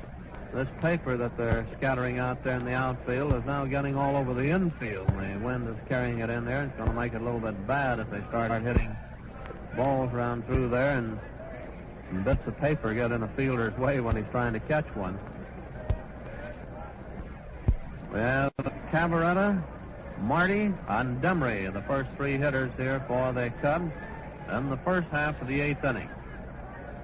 Ruffing steps in on the mound, goes into his windup for the first pitch to Cavarretta, and there goes a drive down the right field line for a hit, and Cavarretta is rounding first base, going on down to second. He pulls up at second base with a double. Phil Cavarretta double down the right field line. Cavarretta down on second. That brings up Joe Marty, the Cubs center fielder. That's right-handed. The score at the present time is Yankees 4, Cubs 1. This is the first half of the eighth inning with Cavarretta down on second base, Marty batting. Ruffing steps in on the mound, rubs the ball up a little bit. He's getting a signal now from Dickey. Up goes the arm. He's all set for the pitch. Here it is. Outside and high. Ball one. 1 ball is the count. And there's quite a few fans in the stands that are rooting for the Cubs. Starting to clap hands. Get a little excitement off to help the Cubs along on their rally. 1 ball is the count on Marty. Here's the pitch. Foul back of the plate. Going back to the net, and the count is 1-1. 1 ball, 1 strike. Phil Cavarretta down on second base. Result of a double down the right field line. Nobody down. Frank Demaree on deck. Remember, the score is Yanks 4, Cubs 1, and it's the first half of the eighth. Steps in on the mound. Here's the pitch, and another ball to the right of the plate. Chicago bat boy caught that one. That is, he knocked it down. He didn't catch it. 2 strikes and 1 ball. Another new ball tossed into Red Ruffing. Picks up the rosin bag momentarily, strolls in on the mound to get his signal from Bill Dickey. 2 strikes, 1 ball is the count. There's a man down on second and nobody out. Ruffing takes his stance. Up goes time, takes his stretch. Here's the pitch, and it's strike 3. Marty went down swinging for the initial out. Marty has been sort of a hitting sensation for the Cubs so far in the series. Has gone hitless in 4 trips to the plate. The Chicago Club, the management of the New York Club. Frank Demaree is the next hitter up there for the Cubs. From throwing papers. Thank you. They just made an announcement on the PA asking the fans not to throw any more paper on the field. Frank Demaree batting. Bats right-handed. Still have Cavarretta down on second, 1 man down. Ruffing's in on the mound. Here's the pitch. Strike 1 called on Demaree. 1 strike is the count. Ken O'Day on deck. It's the first half of the eighth inning with the Yankees leading the Cubs by a score of 4-1. Ruffing steps in on the mound again. Here's the next pitch, and a foul ball coming back to the plate. He just barely tipped that one. 2 strikes on Demaree. A new ball tossed into Ruffing. Ruffing picks up the rosin bag. Steps in on the mound to get his signal from Bill Dickey. Takes his stance now. Goes into his stretch for the pitch. Cavarretta down on second. Here it is. And a ground ball going down to Gordon. Gordon scoops it up. He's out at first. Gordon to Gehrig with Cavarretta moving over to third. And Ken O'Day is up. 2 down. Ken O'Day batting. The Chicago catcher, a left-handed hitter.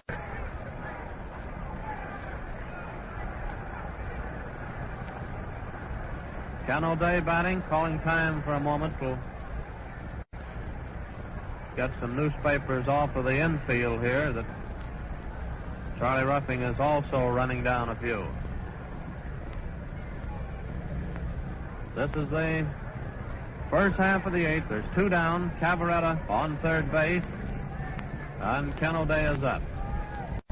Ruffing steps in there. He goes into his windup for the initial pitch to O'Day. Outside and high. Ball 1. 1 ball is the count. Rip Collins on deck.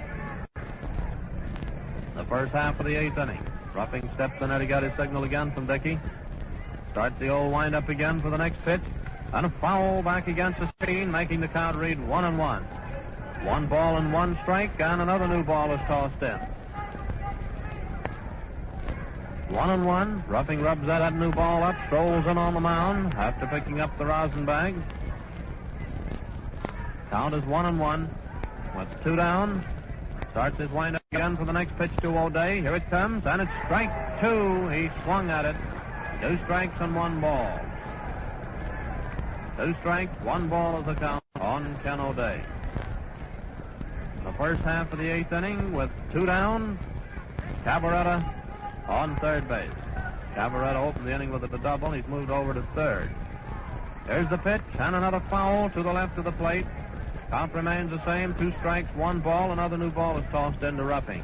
In the first half of the 8th inning, the Yankees leading by a score of 4-1. Yankees put over 3 runs in the second inning on 3 hits and an error. And the 6th inning scored 1 when Henrich sent a liner into the right field stands for a home run. The Cubs put over their 1 run in the 4th inning on 2 walks and an error. Ruffing steps in on the mound to get his signal again. 2 strikes, 1 ball is the count. Ken O'Day batting. Rip Collins on deck. Ruffing goes into his windup to the pitch. Ball, the pitch was high, 2-2. 2 balls, 2 strikes. 2-2 is the count. This is the first half of the 8th. Steps in on the mound to get his signal again.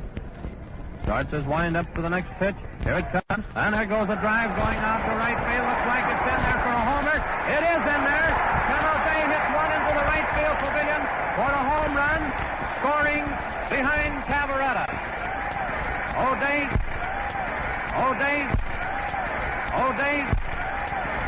Field high for it. That brings up Rip Collins, the Chicago first baseman, switch hitter, batting left-handed against Ruffing. Collins, 4th appearance at the plate. He hasn't any hits so far this afternoon. Score is now 4-3, favor the Yanks. Ruffing starts his windup. Here's the pitch, and there's the fly ball going out to center field. DiMaggio moves over. He's under it, and he takes it for the 3rd out, retiring the side. The results there in the first half of the 8th show 2 runs, 2 hits, and no errors. The Yankee fans found something to cheer our young men. Bill Cavarretta, who had led off in that inning with a double, to make the score Yankees 4, Cubs 3. That's the kind of fans they have here in New York. Team win, and very often start that tempo applause, which helps, so they think, to generate rally. O'Day is by the Cubs in the center. Just to the left, Joe, 4 foot to the 5th Yankee home. And now as we go into the lineup,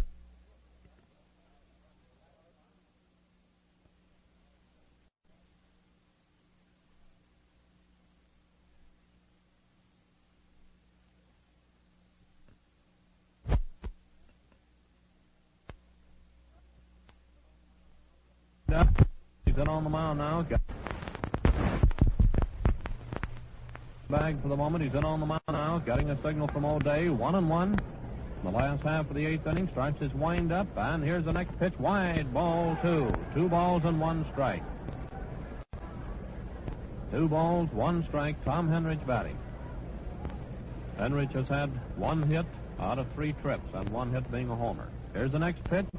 Ball 3, outside and high. 3-1. 3-1 is the count on Henrich. 3 balls, 1 strike.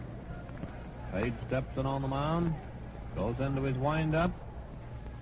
Strike 2 called. 3-2. 3-2. Henrich didn't like that one. He'd already tossed his bat back to the dugout and started down first base. 3-2. This is the one that tells the story. Page steps in there, goes into his windup for the pitch. Here it comes, and a foul ball back against the net. Still 3-2 on Henrich. Joe DiMaggio on deck. The new ball goes in. Ken O'Day steps out in front of the plate, rubs the gloss off the ball, tosses it out to Page, who continues to do a little rubbing, and then picks up the rosin bag before taking his position on the mound. Comes in on the rubber to get his signal from O'Day, 3-2. Something should happen this time one way or another. Starts his windup. Here's the pitch, and it's a fly ball. Going out to center field. Marty comes in. He's under it, and he takes it for the initial out. Henrich out on the fly to Marty in center field. That brings up Joe DiMaggio. Joe DiMaggio is up, the Yankee center fielder, a right-handed hitter. And Joe is getting a little reverse cheering there from some of the fans. That's right-handed. Page starts his wind-up. Here's the pitch. High. Ball one. 1 ball is the count. 1 man down. Lou Gehrig on deck. Page starts the old wind-up again. And here's the next pitch. Strike. Call. 1-1. 1 ball and 1 strike. 1-1 in the last half of the 8th inning with 1 man down, nobody on. Score Yankees 4, Cubs 3.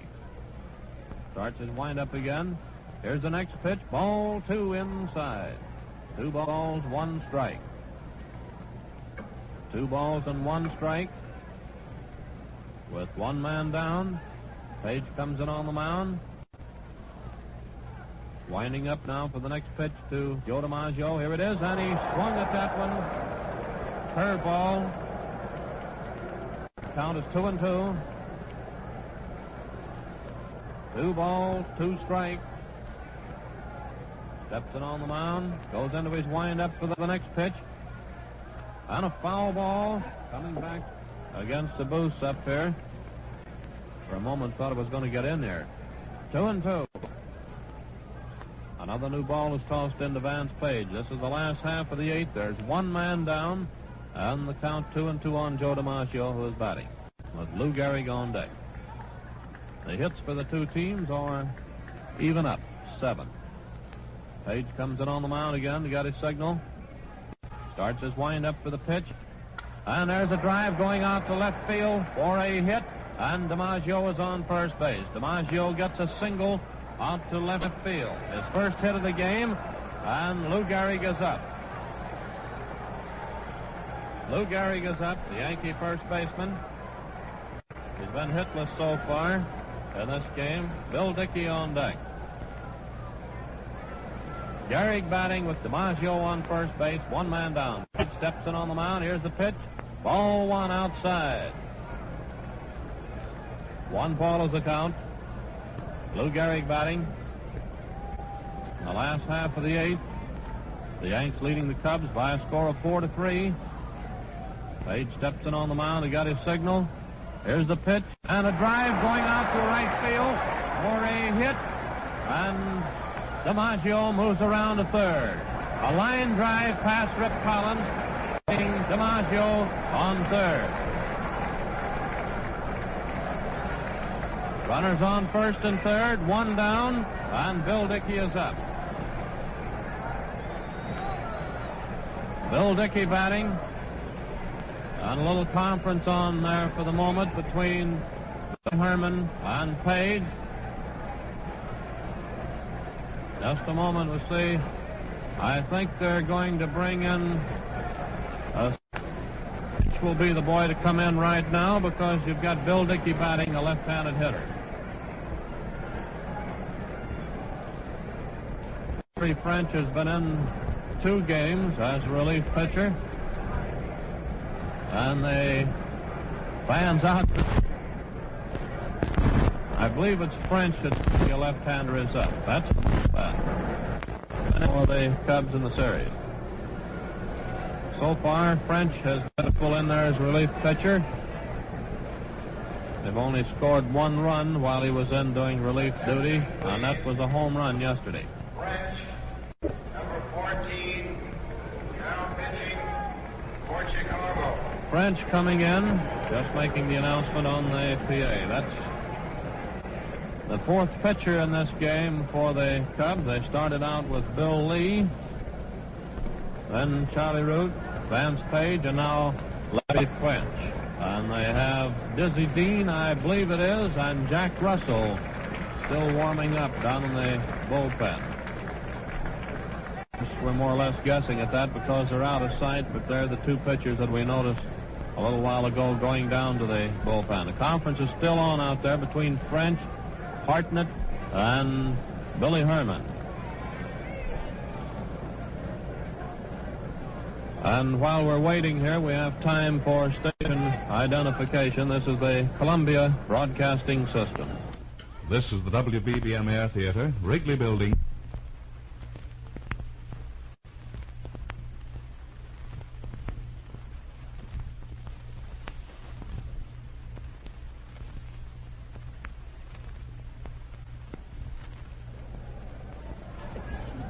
We're back at the Yankee Stadium. Larry French is taking his warm-up tosses now with Ken O'Day. The players that were over there in the little conference with him have gone back to their respective positions, and we're just about ready to go. Bill Dickey steps into the batter's box. We've got DiMaggio on third, Gehrig on first base, one man down, Bill Dickey batting with Hoag on deck.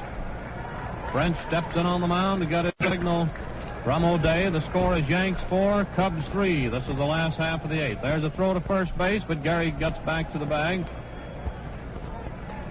DiMaggio was taking a nice lead there, but he scrambled back too when Hack went over to cover the base. French is back in on the mound, getting set.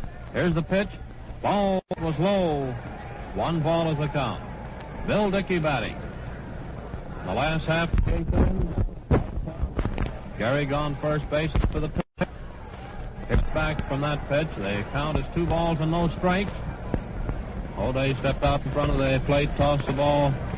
French steps in on 2 balls, no strikes. Ball 3. Look, 3 balls. And on the mound again. Up goes the arm. 3-0. He picked up down 3-0. Took a cut at it. 3 on first and third. 1 man down. French steps in there to get his signal for the next end. Set for the delivery. Here it all set for the delivery. Here it comes. Took it. Richie. Score on third. The Yanks leading by score on third. The Yanks leading 4-3. It's the last half. Delivered and and grabbed that one. 3-2, and another new ball is tossed in. Going around the Chicago infield, back into French. He's rubbing it up a little bit. Looks over at the bench, evidently to get some instructions. And he strolls up on the mound. 3 balls, 2 strikes. Still have Gehrig on first base, DiMaggio on third. French is getting a signal now from O'Day. Up goes the arm again, getting set for the next pitch to Dickey. Here it comes, and it's a fly ball, a pop fly, going out to short. Jurges comes in, and he takes it for the out, holding both runners on their respective bases. And Hoag is up. Hoag is up. Just a moment. I believe they're going to call in another pitcher. I believe they're going to call in another pitcher. I think we caught the signal there from Gabby Hartnett, manager of the Cubs. And I wouldn't be a bit surprised but what Dizzy Dean will be coming in. Hartnett's going out there to talk to French. French had started over to the dugout. And he's back there now talking with French, O'Day, and Billy Herman. And Dizzy Dean, I believe, will be called in. However, he hasn't put in his appearances yet from the bullpen, clear down the right field line. It's about 60 or 70 feet, it looks like, in from the foul line, and then they go back underneath where they warm up. That's who it is. Dizzy Dean, just now crawling over the fence down the right field line and coming in for the Cubs. He'll be the 5th pitcher in this ball game this afternoon. The Cubs are shooting the works this afternoon, trying to win this game to stay on the series. Dizzy Dean worked the... Wait just a moment. No, I believe it's Tex Carleton coming in. Tex Carleton instead of Dean. After all of the cheering and everything, it's Tex Carleton coming in for the Cubs. Dean is still down there in the bullpen. Tex Carleton coming in for the Cubs, a right-hander. The sidearm curveball.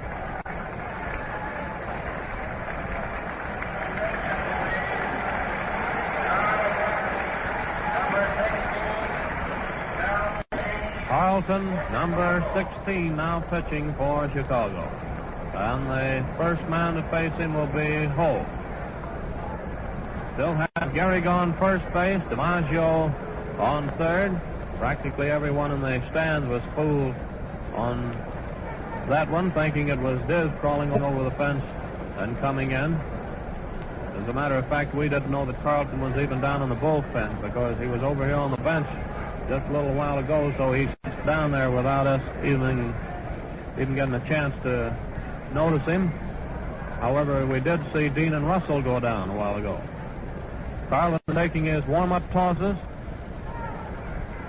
A rather slender, tall, slender pitcher. Been with the Cubs now for about 3 years, and he's always around the 15-16 game winning class during the campaign. We're just about ready to go. Carleton goes back to the rosin bag, comes in on the mound. Getting a signal now from O'Day. Hoag batting. Up goes the arm. He's all set. Here's the pitch. Ball one wide. It came very near being a wild pitch. 1 ball is the count. Hoag batting with Gordon on deck. Gehrig on first base, DiMaggio on third. Carleton steps in on the mound. Here's the pitch. Ball 2, a wild pitch. Going back to the screen, and that allowed DiMaggio to score and Gehrig to move down to second. Tex Carleton uncorked the wild pitch, allowing DiMaggio to score and Gehrig to reach second.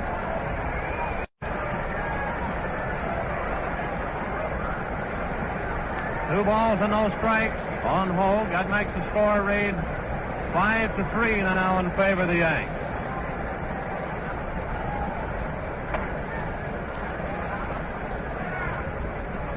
Two balls and no strikes. Gehrig down on second base.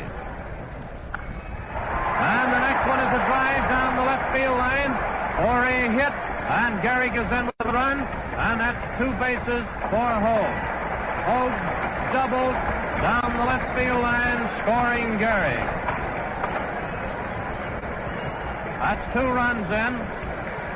2 runs in here in the last half of the 8th, making the score read 6-3 in favor of the Yanks. And Gordon is up.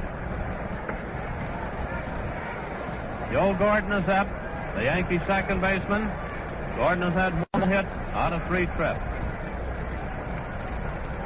Carleton steps in on the mound to get his signal. Here's the pitch. Ball 1, wide. 1 ball is the count. Carleton is standing back of the pitcher's mound now, rubbing the ball up. Steps in on the mound. Looks like they're going to walk Gordon. Ball 2, wide. Gordon is now being purposely passed. They got a chance at Ruffing. Ball 3, wide. Ruffing, who will be the next hitter, has had 1 hit out of 3 trips. Here's the next pitch, wide. Ball 4. And Gordon is purposely passed. Charlie Ruffing is up. The Yanks are leading now by a score of 6-3. Charlie Ruffing coming in to bat with Frank Crosetti on deck. Hoag down on second base. Gordon on first base. And 2 down. Carleton steps in on the mound. Here's the pitch. Strike 1 called. 1 strike on Charlie Ruffing. Steps in on the mound again. Getting a signal from O'Day. Looks down at second. Here's the next pitch. Strike 2. Another one called. 2 strikes is the count on Charlie Ruffing. Steps in on the mound. All set. And here's the next pitch. Ball 1. Wide. 2 strikes, 1 ball. Runners on first and second and 2 down. The last half of the 8th inning. Score is now Yanks 6, Cubs 3. Carleton steps in on the mound. Here's the pitch. Ball outside and low. And there goes a man going down to third. And the throw hit in the dirt. Hack made a nice stop at the stolen base for Hoag.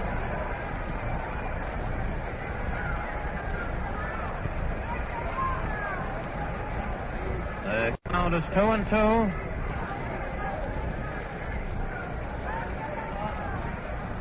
Two strikes, 2 balls, runners on first and third. Carleton steps in on the mound. Here's the pitch, and it's a foul ball going back into the stands. The count remains the same.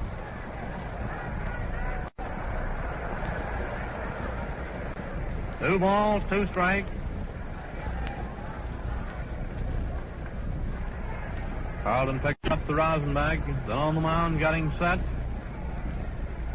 Up goes the arm. There's the pitch, and it's a foul ball coming back to the plate up against the net. And the count is 2-2. 2 balls, 2 strikes. Another one tossed in. Charlie Ruffing batting. Gordon is on first base. Hoag is on third. The Yanks have scored 2 runs here in the last half of the 8th on 3 hits. Carleton's on the rubber, getting a signal from O'Day. 2 balls, 2 strikes on Charlie Ruffing. It's all set. Here's the pitch. Gordon starts down, wide ball, and O'Day faked like he's going to throw down to second and turned and didn't throw to second or third. A stolen base for Gordon. Gordon moved on down to second. Runners on second and third, and the count is 3-2 on Charlie Ruffing.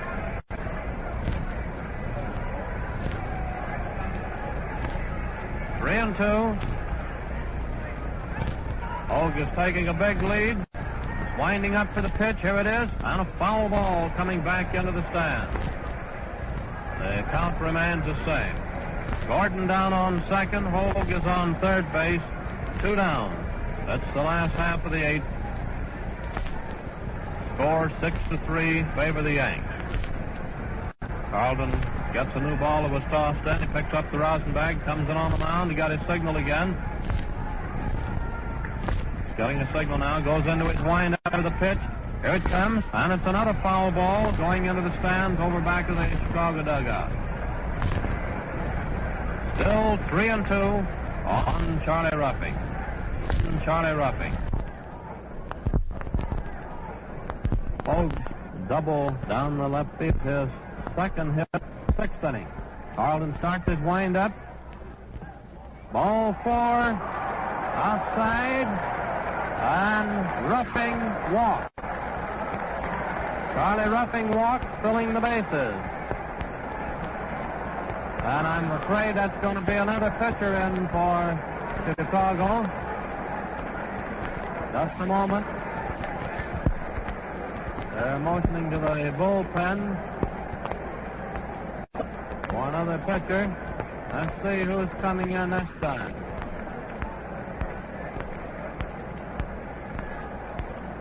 We're going to find out definitely this time who it is before we start. That's who it is this time. Dizzy Dean coming in from the bullpen.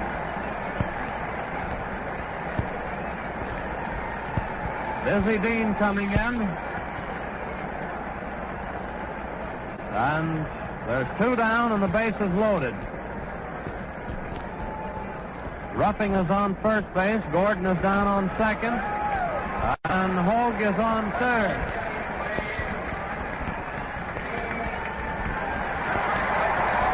And when they announce Dean now pitching, he gets a tremendous hand from the New York fans. I mean, Diz is really getting a hand. Well, we'll see now what Dean's nothing ball will do here. He's out on the mound now, starting to warm up with O'Day. The bases are loaded. 2 down. Dean still warming up. Frank Crosetti will be the man to face him. And Crosetti, by the way, was the boy that gave him the most trouble over in Chicago at Wrigley Field in the second game of the series, hitting a couple fly balls up against the left field fence, and then finally in the 8th inning, hitting one into the stands for a homer. The bases are loaded, 2 down. Dean still warming up. Rip Collins and Billy Herman are both in talking with Dean. Now they're going back to their respective position. And I think we're just about ready to go. Dean is going to take 1 or 2 more tosses here. The last half of the 8th, we're all set to go. Frank Crosetti steps into the batter's box. The bases loaded. 2 down. Red Rolfe on deck. Hoag is on third base. Gordon down on second. Ruffing on first. With 2 men out. Dean steps in on the mound, gets his signal from O'Day, goes into his windup. Here's the pitch, and it's ball 1 high. 1 ball is the count. Crosetti batting. The last half of the 8th inning. Starts the old windup again. Here's the next pitch, and it's a fly ball. Going out to left center. And it's called for a hit out there between Marty and Demaree. And 2 more runs are in. That one falls for a hit. A double out to left center. Scoring Hoag and Gordon. Ruffing moving around to third. And Crosetti is down on second. That makes the score read 8-3 in favor of the Yanks. And Red Rolfe is up.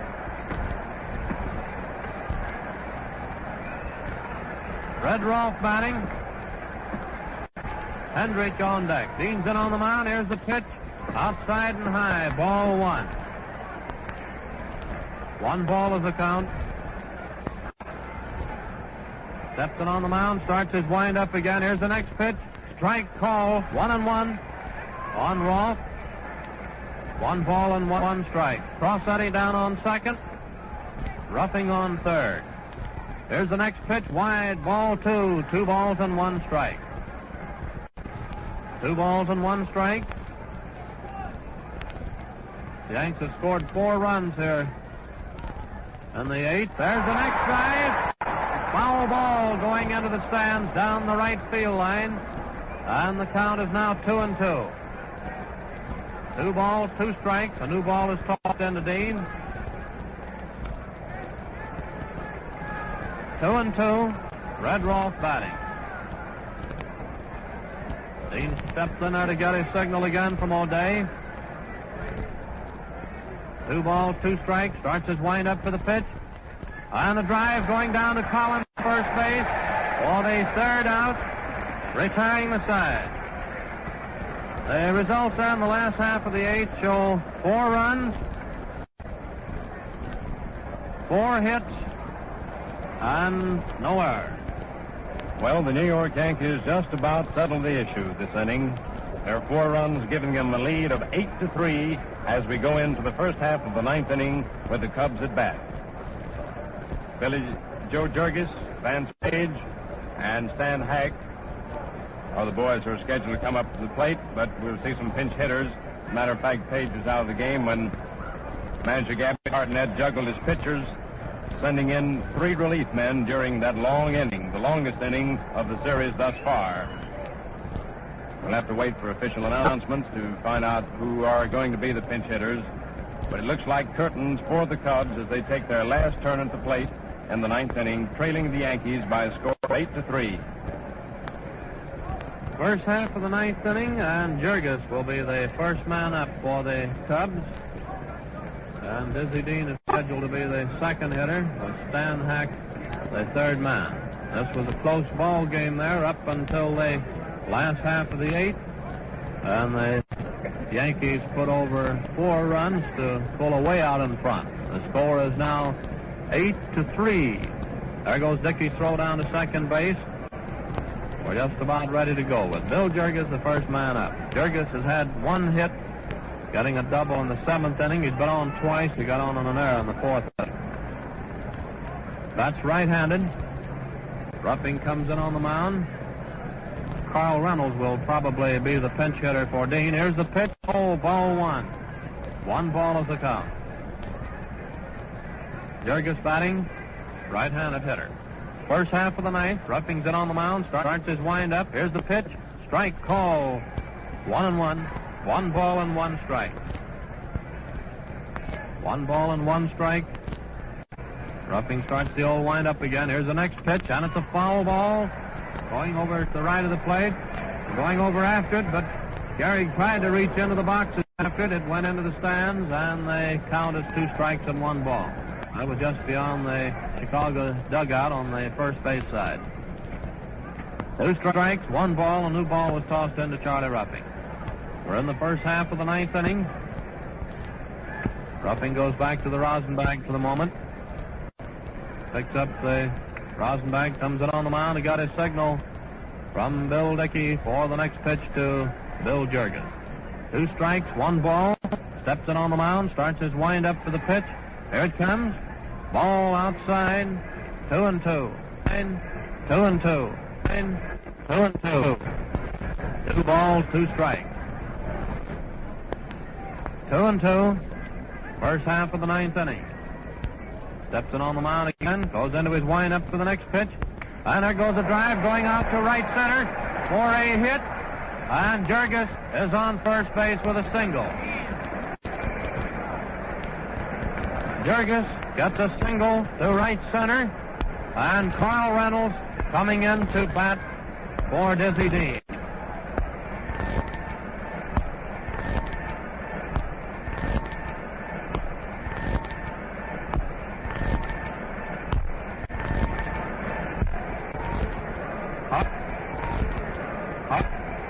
For this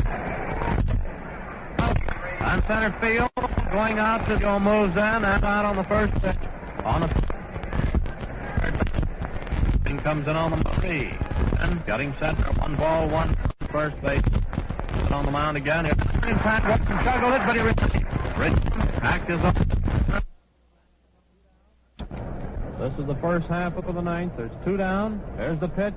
Strike 1 called. 1 strike on Billy Herman. Bill Cavarretta on deck. Ruffing steps in there again, getting set. On a foul, going into the stands, the upper tier to the right of the plate. And the count is 2 strikes on Billy Herman. New ball is tossed into Ruffing. There's 2 down. Hack is on first base. This is the first half of the ninth inning. Ruffing steps in on the mound. He goes into his stretch. He's all set for the pitch. Here it comes. Ball outside. 2 strikes and 1 ball. 2 strikes, 1 ball is the count. The first half of the ninth inning. Ruffing steps in there again to get his signal from Dickey for the next pitch to Billy Herman. Here's the pitch. Ball 2 outside. 2-2. 2 balls and 2 strikes with 2 down, and Stan Hack on first base. And now the paper throwing has started again. Ruffing comes in on the mound. He's rubbing the new ball up a little bit that was tossed into him. Getting set for the next pitch. Here it comes, and a foul ball down the left field line. That one hit down below third base, took 1 hop going right on into the stand, but the ball was foul. The count is 2-2, batting 4-2. Yankees leading from Dickey. All set, goes into his stretch, then glances over at first base. Here's the pitch, on a foul ball, coming back to the plate, up into the upper tier. The count is 2-2. 2 balls, 2 strikes. Another new ball tossed into Charlie Ruffing. Steps in on the rubber to get his signal again. 2 balls, 2 strikes. Up goes the arm, all set for the pitch. Here it is. And another foul. Going to the right of the plate, up on top of the stand. Count remains the same, 2-2. We're in the first half of the ninth inning. Jurges started this inning off with a single out to center field, and the next man up was Reynolds. As a pinch hitter for Dean, was out on a fly ball to DiMaggio, and then Hack forced Jurges at second. Here's the pitch, and a ground ball back to Ruffing. Ruffing grabs the ball. He's out at first. Ruffing to Gehrig for the third out, retiring the side. The results there in the first half of the ninth inning show no runs, 1 hit, and no errors. The totals on the game for Chicago: 3 runs, 8 hits, and 1 error. For the Yankees, 8 runs, 11 hits, and 1 error. This is Franz Locke speaking, and come in, Mel. And so the world champions for 1938 are the New York Yankees, champions for the 3rd straight time, first in the annals of baseball, in this 4th, final, and decisive ball game. In the second inning, after 2 were out, Billy Jurges threw low to Collins on Hoag's grounder, and Hoag was safe on the error. Gordon singled to left, and Ruffing singled to right, scoring Hoag. Crosetti then tripled to left, scoring Gordon and Ruffing with the 3 runs of the inning, Rolfe ending the inning grounding out.